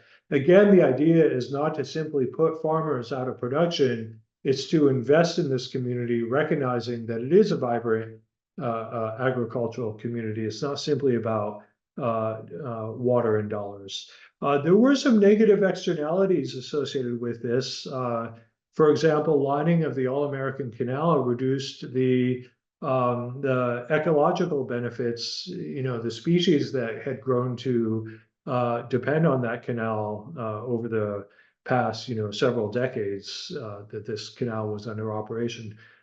This shows the Salton Sea here, the Imperial Valley, San Diego over there, Coachella Valley. I just wanted to give you a visual depiction of what that looks like and what the shoreline looks like today. This is not pretty, so there are ongoing efforts to restore the Salton Sea, not necessarily to bring those levels back up to what they were, 50 years ago, but certainly to, improve the ecological condition of the sea. There are a wide range of other examples within the region to adapt to these changing hydrologic conditions that we're faced with in the area. I'm not going to get into all of them for the sake of time, but certainly Las Vegas has been kind of spearheading that. Nevada passed a law a couple of years ago essentially banning the irrigation of non-functional turf by 2027. This does not include single-family homes, parks, or golf courses, but does represent a major shift in thinking about, how to use water in our urban landscapes. And again, this is going from grass to really non-turf. By the way, this is small aside. This is actually a photo of my house, so I'm actually literally sitting in this house right now. And this is not Las Vegas, but it does represent what we mean by going from this non-functional turf to really not turf. Even though in the case of single-family homes, you could say that is functional. In Southern California, Metropolitan Water Districts of Southern California, as well as other water agencies, is making major investments in improving the overall flexibility of its infrastructure to be able to adapt to changing hydrologic water supply. So as we experience more and more drought going forward in the future, we need to develop the infrastructure systems that can be able to flexibly move water around from where it is, where it's needed, through time and through space. And so Metropolitan is doing a lot of that. So it takes real infrastructure to be able to adapt. There is desal going on, et cetera. So in terms of some of my key takeaways, thinking about this, certainly for my little neck of the woods, these days, is that the Colorado River is a complex adaptive system subject to crises, including changing hydrologic reality. There are other changes as well. There are other, there are changes to socioeconomic, priorities. Adaptation for sustainable Colorado River use generally entails, operational flexibility, water conservation and reuse. Certainly policy and infrastructure to support these. And there are a wide range of specific mechanisms, engineering and otherwise, that have been or will be developed to address these adaptation needs. And that's really, I guess the only other thing I would say is that, this is, really my perspective and the perspective from this little part of the world. If we had somebody here from, the federal government or from Colorado or maybe a tribal representative, they would each tell you kind of a different story about the river and a different view of adaptation. But hopefully this gets to some of the key points from Southern California, and from the lower basin. And that's really all I have. And well, first of all, I appreciate being here. I think this is a great group of people. I love hearing about this. I love talking about these issues. But with that, I'll stop talking and take any questions. Thank you very much, David. I thank you for your candor, saying although you're in the middle of it, you have your own perspective. So I'm going to turn it over to Rhonda Kranz, who is your respondent, for a comment and a question. Yeah, a lot of pieces there, and it's complicated. And in the complication, I can see how it's hard to really think way in the future. And as you said, there's a lot of responding to short-term needs, and there are some interesting adaptations, the flexibility. But is there really thinking about the sort of that point, the watershed moment or tipping point that we need to be thinking about in terms of this? Or is the, working with the government so difficult you really can't think that far ahead? Yeah, no, that's a good question. And, again, certainly speaking for myself, I do see, well, I mean, if you look to one of my points there, this idea of reactive versus proactive. And, I think it's really a combination of the two. When I say proactive, I mean, proactive is always going to be reactive, in the sense of, we have emerging knowledge about the state of the system. We have emerging knowledge about where, the hydrologic state is going. We have emerging knowledge about where our economies are going, right? And so any kind of adaptation measures that we take are really going to be responding to that new knowledge that we have about either the current or future state of the system. And so to that end, I don't really see any major transformation in terms of the way that we manage things in a way that is going to go above and beyond what we need to do to address our current needs, given that somewhat limited foresight of where we're going to be over the next few decades. And let me give you a very specific example. If you look at the next major decision that needs to happen in the basin, at the basin level, it's, I refer to post-26 operations. Well, specifically, the current operating guidelines for Lakes Powell and Mead are set to expire at the end of 2026, right? And so a new set of guidelines needs to be developed for post-2026. The new set of guidelines are really looking out probably about 3 decades at this point. I don't know what those guidelines are going to look like. It's they're being negotiated right now. But the general time frame for that is really only about 3 decades. And so, when we're coming up with a new set of guidelines, we're not necessarily looking out over the next 100 years. We're looking out to the foreseeable future that we can reasonably anticipate right now, given our knowledge about climate change, socioeconomic change, et cetera, et cetera. I don't know if that really gets at your question, but I do think that our responses are really based on what we can reasonably foresee, not really what we can't foresee. But they're also based on what we can reasonably do politically as well.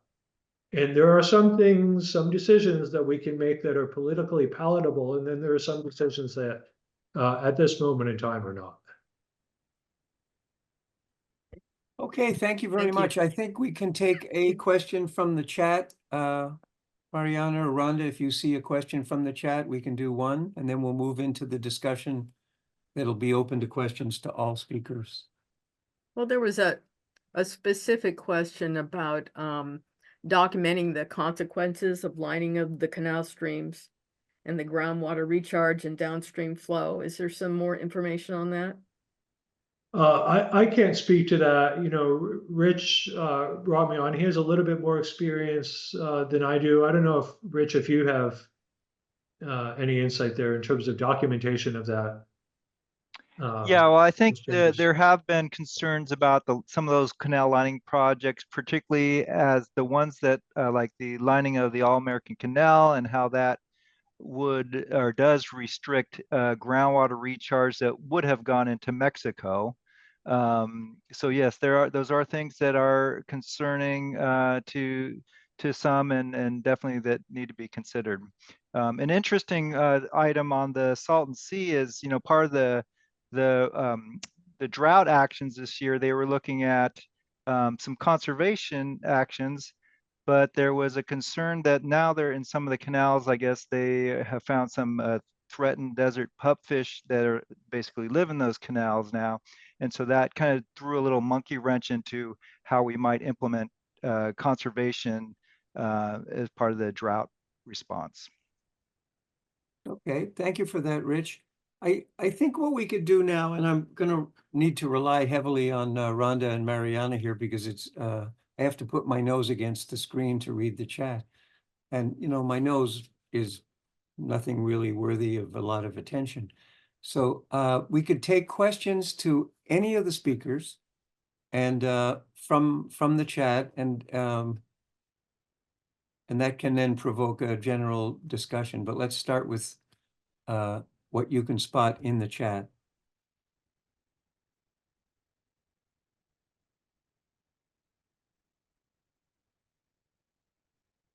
There was a question for Alan from Laura Musikansky about what emerging projects he's working on. Alan, I don't know if Alan is still Yeah, Alan's here.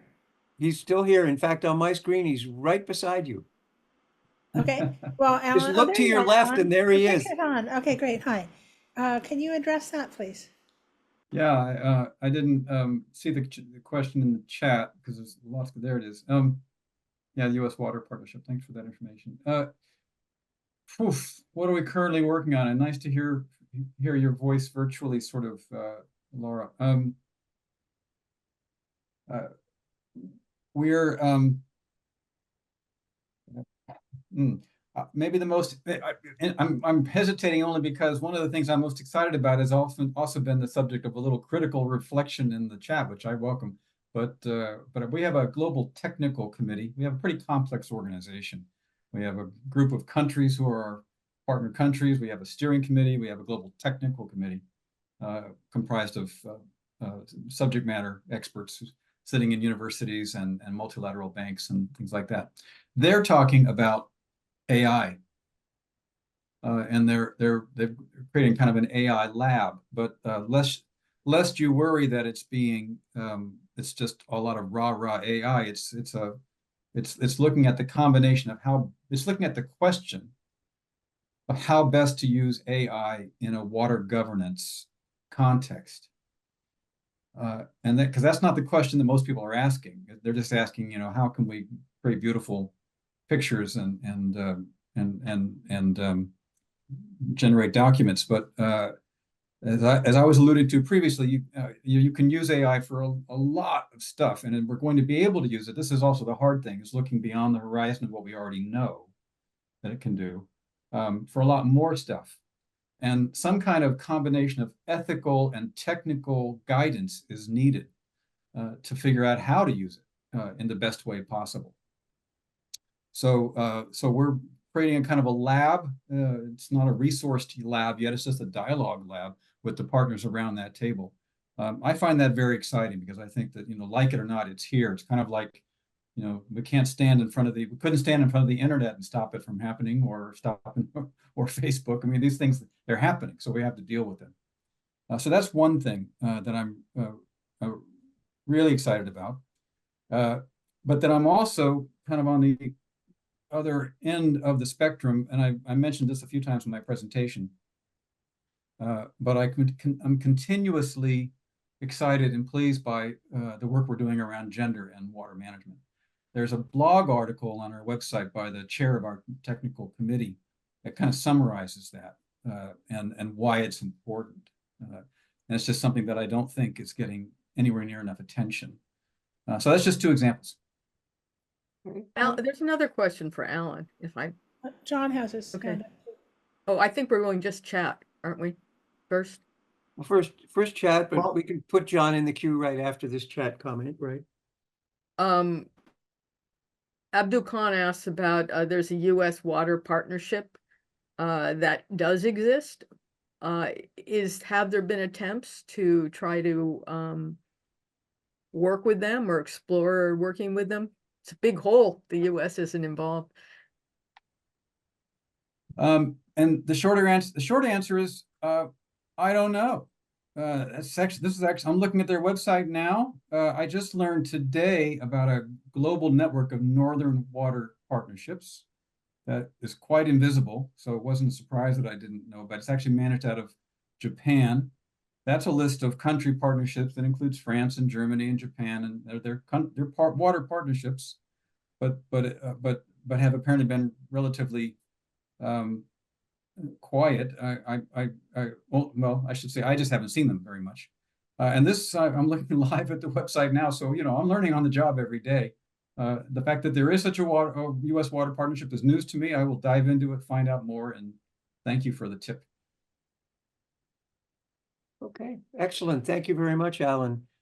John Wells we're not going to do a lot of hands, but I will do John and Rich if you promise to be brief. I always punctuation or promise to be adjectives. brief. Boy, you change me every time you tell me to be brief, David. It's not fair.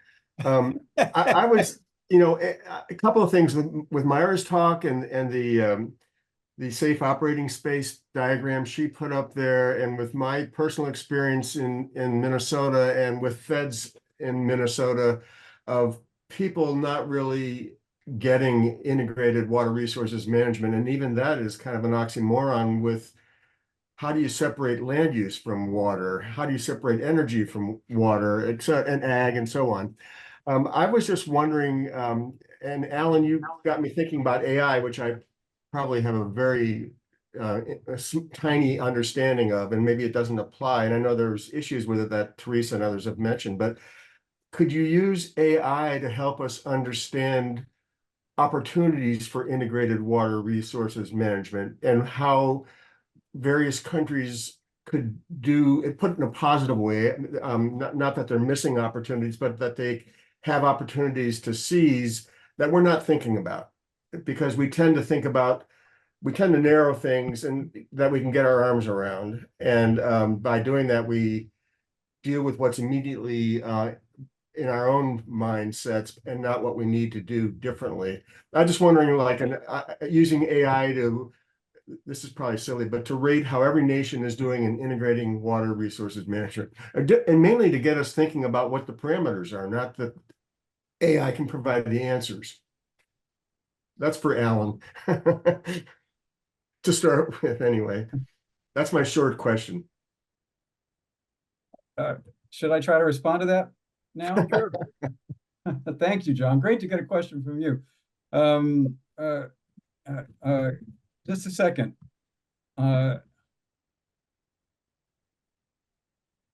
So there are two parts to your question in terms of my answer. One is, that's exactly the question that my colleagues on this technical committee were asking. And in terms of what can AI do, I'll just give you one example. So that group was beginning to brainstorm about, if you're trying to do multi-stakeholder partnership and trying to get people to think about what might happen in the future and how they might deal with it together, drought, flood, pollution of the runoff, et cetera, you need to create scenarios. And creating scenarios is sometimes time consuming. It requires having some kind of data. AI can do it in seconds. And with a relatively, for scenario planning, enough credibility that it's, we're just creating stories about what might happen. AI is good at that. And if you create a bunch of neutrally generated stories, the folks from country X didn't generate that story because we know they have an agenda when they do their stories. No, this is a very neutral machine that generated the stories, except that, of course, it's sitting in the United States, which has, some implications for some people. So, but it could do that, and it could then speed up the process and generate a more neutral sort of process for doing that. And by the way, while that group was having the conversation, I just turned to my premium subscription version of ChatGPT, typed in, how would we use AI in this way? You know what and I, a little more detail in the prompt, and I got a whole plan about how to use AI to generate these kinds of models. I got the initial starting code structure in Python for how to write an agent-based model that would simulate the activities of stakeholder groups around a particular watershed. I mean, it is mind-blowing what is actually possible and what's coming. Wow. It is hard to get your head around, but you know, it happens, it's instantaneous. Well, the reason I looked aside was I typed it in. So how do we rate people on their integrated water resource management? Well, that question came back with an instantaneous summary of my organization's work with UNEP to rate people and what those scores look like, how they're generated. Bang, super Google. Wow. Yeah. So I encourage people, even if you're skeptical, to play with it, to get a sense and really test it, to get a sense of what it can do, because it'll boggle your mind when you really start digging into it. Fantastic. Thanks. Okay. Thank you very much. Now, a quick one from Rich, because I already acknowledged him, and then we're going to turn to Rhonda, who has one from the chat for Myra. Yep, Okay, mine Rich, go mine ahead. is really quick for Ellen. We're just trying to keep you up as late as we can today. So for the Global Water Partnership, I see, you know, it does a lot of more networking type activities among these different partners. Does it facilitate, or I guess, does it bring like governmental funding to bear to like develop IWRM plans among these different partners? Does it bring those kind of resources to bear? When we can, and when we can get the money to move, yes, absolutely. In fact, and as I mentioned earlier, that's actually I think a weak spot in the world's management of these issues. I was talking about this actually today with one of my colleagues. We were starting to sketch how can we put together an IWRM implementation fund, and go to funders and pitch specifically that, and it would be because a lot of the countries we work with, they may have a plan, but they don't have the budget to implement the plan. And they may love to work with a stakeholder group to help them implement the plan, but the stakeholders actually need a little money to buy the coffee and run the computer model, and build the monitoring stations, et cetera. So a lot of that is happening in our partnership with the WMO, for example. That moves money, and it moves money to build monitoring systems, and it's pretty significant. But you're exactly right, Rich. That's where we're at. We're at that point, right? Great. Thank you. Thank you. Rhonda, can you share the question you found in the chat for Myra? Yes, and there was a question related to your discussion on water towers. Carol Collier says that the New Jersey Highlands and Pinelands are important water towers, but neither have snow or glaciers. And maybe a little broader description of how you're using water towers as an idea. Well, that's interesting. At the end of the day, we need to be tied into our own local watersheds. And once we have more knowledge about the watershed and our own lifestyles in relationship to its well-being. So let's add in this conversation around, if we are concerned about our own well-being, then the well-being of the earth is a part of that. And a wonderful place to start is the watershed. Then you begin to look at the biomes around that watershed. I mean, this is similar to what's happened in the basin, right? And you look for where is the water tower? Because you're going to find something of that is sourcing that basin. And this is basically what's happening. I think we need to identify them. They need to be well mapped, and we need to know about them. That shouldn't just be information that governments have. You and I need to have that information to make the kind of decisions we need to make locally. We're not going to get out of this by being able to be absent from the table. Our voices, our hands are needed. I love your question because it made you think about, where is the water tower nearest me, if there is such a thing? And that is the natural question. If you already know where your watershed is, then look at what it doesn't exist alone. Everything is, there's an intra-connection. And that's what I'm really hoping that we begin to, that in our own awareness field as human beings, that we understand we are connected to a web of relationships. And I feel water is a relational field specific to human beings and other life, because we're water bodies. Water is communicating all the time. That's another topic. But this is why our engagement and our actual, touching, going to the river, going to the watersheds can change the way we see ourselves in the world. And that positionality to nature it presents a higher order of thinking and organizing. So I love the question for that reason. Keep going, go beyond the watershed. Yeah. Very nicely done. Thank you. Are there other questions in the chat, or does somebody want to raise a hand? We've managed our way through the time scarcity. We actually stretched the space-time continuum just imperceptibly. We got a new one that just came in, someone who hasn't asked a question yet. Alexander Chukunov, sorry if that's not perfect. Chikhanov. Chikhanov, okay, to Alan, we could expect that agriculture production will double in 50 to 60 years, rise 2 times in South and Southeast Asia, 5 to 7 times in Africa. So do you know any forecasts for how much water demand will rise in this time frame and where this water will come? Short answer, no. Hi, Alexander, great to see you. But I know they exist. Whether they use the same database that you're referring to for those predictions, I don't know. FAO does a lot of prediction work. The UN Water, which is a 30-agency collaboration on water issues. The UN doesn't have a water agency, but it has a coordinating function for water that brings UNDP and UNEP and lots of other people around the table. They produce an annual report on water and development. And it just came out about 3 weeks ago. And it usually has some kind of predictive information. But,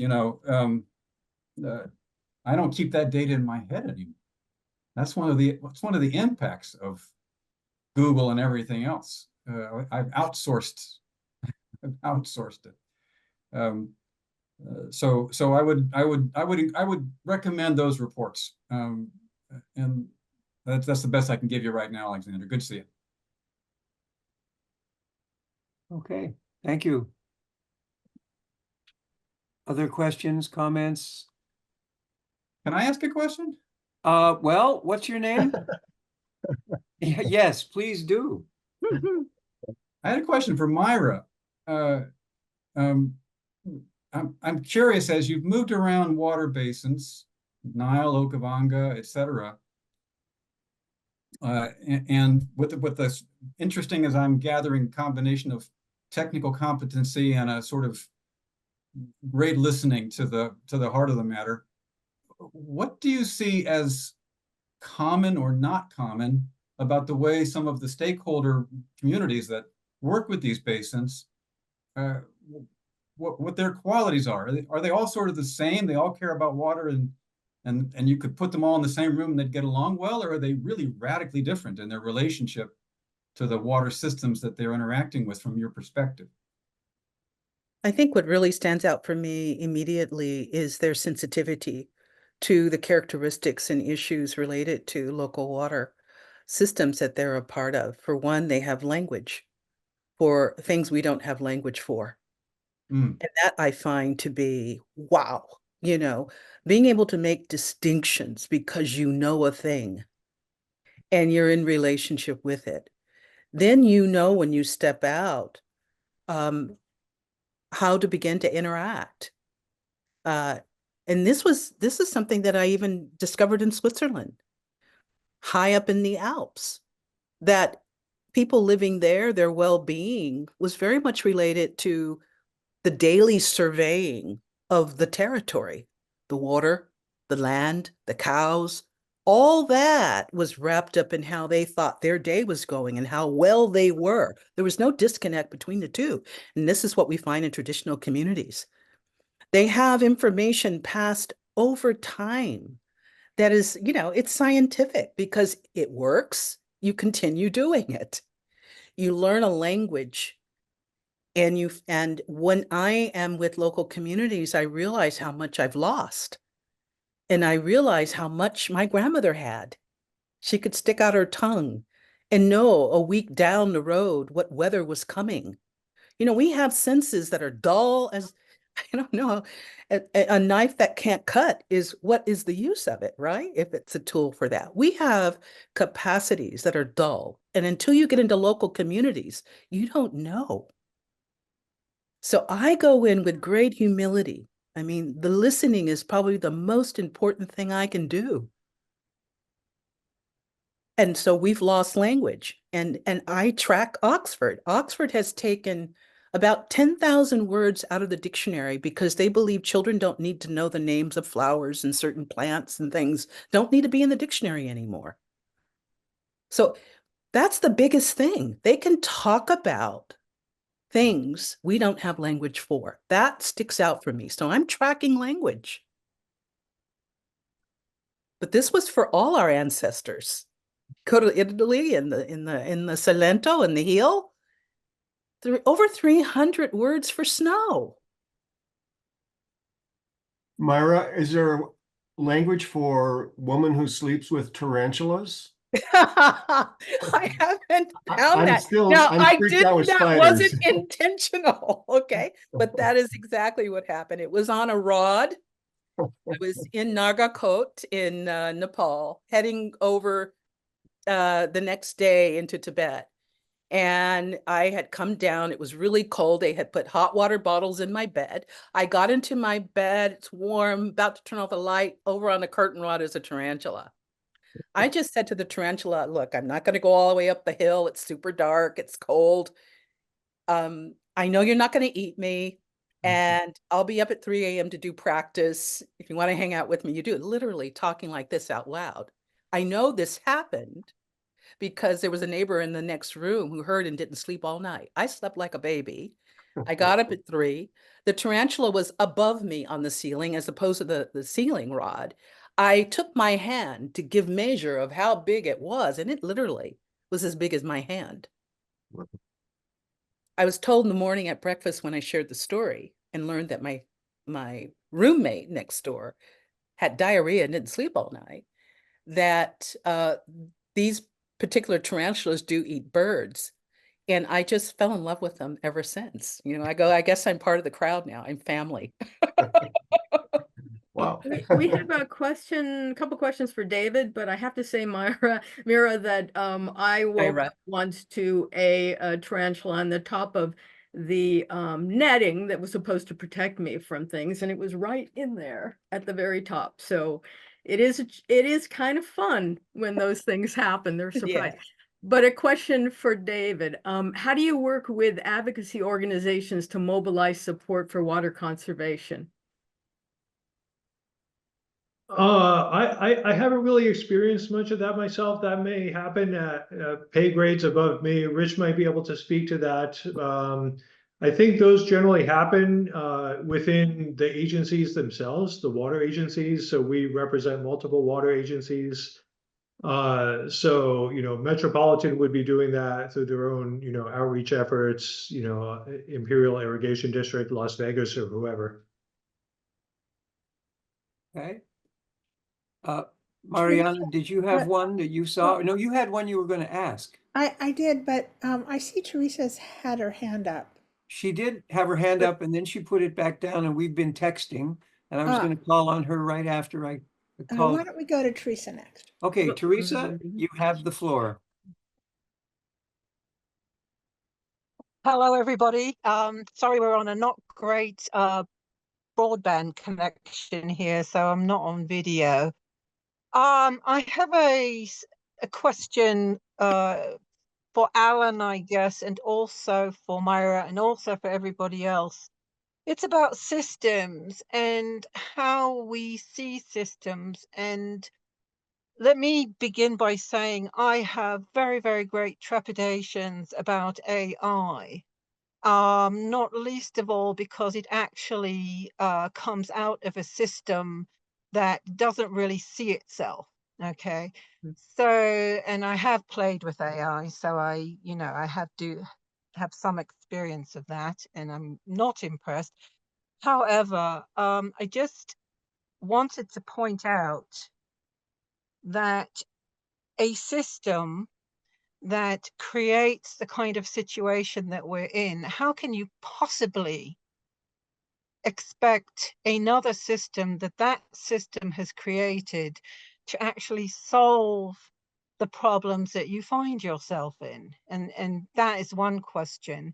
And the other question is about a system that most of the people on this meeting are part of a system that is basically a nomadic money-based system, and all the solutions are to do with how that system sees the implementation of solutions that come from that system. I find it very problematic. So I just wanted to throw it out there because I don't see how a system that is inherently created such a huge amount of problems and issues is going to set itself about trying to change what's out there. Thank you, And Teresa. that's That was not terribly articulate, but I'll leave it no, at that. that was quite articulate. And here's my proposal. You asked two questions directed to two people. So I will spontaneously say, Ms. Jackson, would you pick one of those questions and give a briefish answer, and then we can turn to the other address person, Alan Atkinson, to answer the other one, which might involve restating briefly the questions, but if you got them, go ahead. AI, yes. In brief, I do see some value in what we can do right now for it stacking up, reading, handwriting, that's useful. Going much beyond that for me is not anything I'm interested in. I mean, we have an economic system based on GDP. It doesn't work for me. I'm not interested in a system that only signals profit. We have much more at stake. And so, we are going through a process of decolonizing, right? Our own language, our systems, and what have you. And it's time that we're smart enough to want to organize and create structures that allow us to think not only from an anthropocentric view, but with the whole of life. I mean, this is what human beings can do. We can consider the whole of life. Let's get systems that help us move in that direction. And if we are able to use automated systems, this is great. But the ones that we're building are using our own data, right? Data that we have fed. So we have to know the source of the data that they're drawing from. And that's one of the issues with AI that I see today. Although I am working with a premium account on ChatGPT. So just to share with you as a resource tool. Thank you for that. By the way, for those that don't know, Teresa is calling us from the Hopi town of Kikotsmovy, which is right down below the bluff from Old Oribe, where the church put in by the colonizers was hit by lightning and is left there as a memorial to what you get if you try to go against the patterns of nature. Alan, do you remember the other question? Not really. I got me thinking of this Hopi piece of art that inspires me every time I'm in my room, because it's the Corn Maidens, and it links to what we've been talking about earlier. What was the question? Teresa, can you redo briefly the question that Myra didn't address? Could you do the other half of that? Myra agrees with you that how can you trust AI coming out of a system that doesn't work? All the assumptions are wrong. Neither of you said it, but Well, garbage.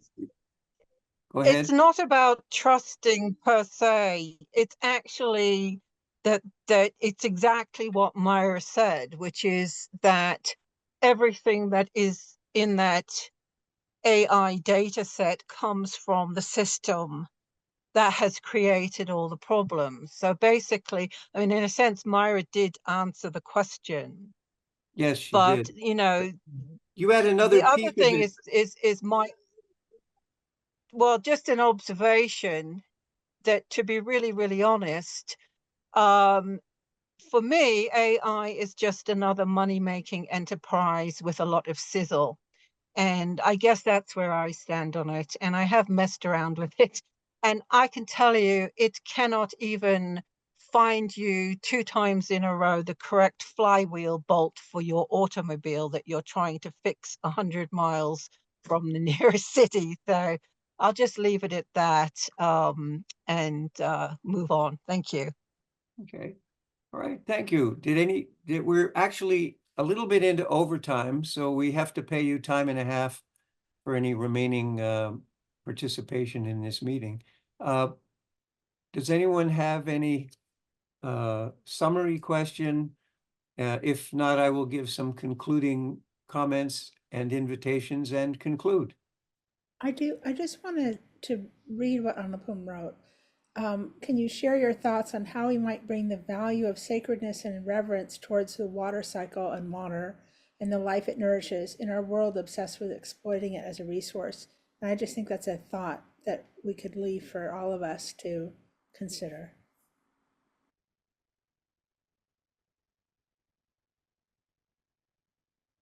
To whom are you addressing that question? I wasn't, I was making it, I was sharing the question as a statement to reflect on, not asking for any Oh, answers because okay, we're out good. of Yeah. time. But I thought it was an important thing to say it out loud. I think it's very important um, to get that when we talk about life and we talk about reciprocity, as Robin Wall Kimmerer does, and when we talk about relationship and interbeing, we're not talking about a spiritual glaze over the donut. You know, we're talking, or a gilding on the lily. We're talking about the reality of the situation. And if you don't at least begin with some respect and reverence for the natural process and the blessing of the environment in which we find ourselves, which extremely rare and supports the life that we are. If you can't practice, that was a word Myra introduced, and you don't need to be practicing in right beneath a tarantula, but in a way, whatever you do, you are in a room right beneath a vast lack of air, food, water, structure of space, much more inimical to the sustenance of our life than the presence of one friendly tarantula. The practice begins with relationship and respect, and then maybe, if you're really in that connection, then some awe and some reverence and some gratitude for the process. I'm really glad you turned that into a comment. But it's that kind of thing that keeps us doing this. It isn't just the information. It's hoping that the information can provide stepping stones to all of us in this circle to then choose from the buffet presented, what theme, how can we enhance the contribution we want to make? How can we diminish the damage we are doing? So I'm very happy when that general family of themes bubbles up into the space. And it comes in many flavors, yeah? Because it has to be spoken to people with many kinds of filters and belief systems. And it finds its way through by seeping or through osmosis. I will make a couple of announcements and then some concluding remarks. We will have another one of these on Monday, the 13th of May. At a slightly unusual time, it will begin, it's on agriculture and food systems.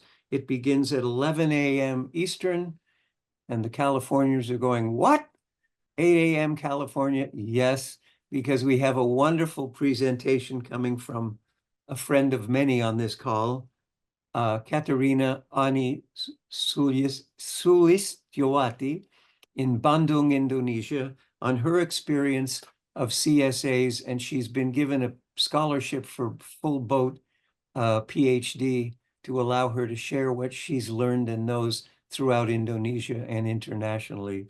A wonderful person. Our own Mariana Grossman will be speaking on that call, as will Stephen McFadden, who all of these people, by the way, share the depth that has been bubbling up a bit into this meeting. I've witnessed them all doing profound, I don't know whether to call them interventions or invitations. They're sort of on the cusp. You know, they're never intrusive. They're always beckoning. So that'll be Monday, the 13th, on food and food systems in our challenges to the sustenance of our life on Earth. And that's the only one we've booked. We will do one later, probably late July or thereabouts, on planning for a post-collapse world. So if everything we're doing to sustain this unsustainable system fails, then what do we do? Well, one option is just stop breathing, but there surely is a suite of options, and we should be thinking about that. And then we have thoughts about, and initial lots of discussions about, one on partnerships, and Rhonda said new partnerships, not the usual suspects, on who could we work together. Labor organizations has come into that conversation several times. Organizations of people that are not focused on sustainability or resilience or resources as such, but could be good partnerships. With regard to this meeting, we do a rough video, and Stan Bronson, who is somewhere on your screen and in a good photograph there, manages the editing of that video. We create a short summary transcript. We've learned not to turn the transcript over to the presenters because several of them watch the video and write down their whole presentation verbatim without the ums and the ahs and those kinds of things. So we do a short summary. We will invite you to presenters to give your favorite pieces of your slides. Which do you think are the 1 or 2 or 3 indispensable charts that you'd like us to have in the proceedings? And you'll also have a chance to edit in or edit out things, including, and don't quote me on this, a sentence or 2 of what you wished you had said. Because we do want the benefit of hindsight to appear in the proceedings. So that's it. You are all members of this roundtable by virtue of having ever been here. It's the equivalent of a birthright citizenship. And thank you very much, presenters. Thank you, respondents. Thank you, facilitators. And we hope to see you all again. Alex is doing the thing. It's wonderful that over time we start to see many of the people that we've run into in these back when they were live, or in parts of our life that weren't these roundtables, and then we're sort of gathering here. I'm going to say goodbye and thank you, and I'll shut off the recording. See you next time.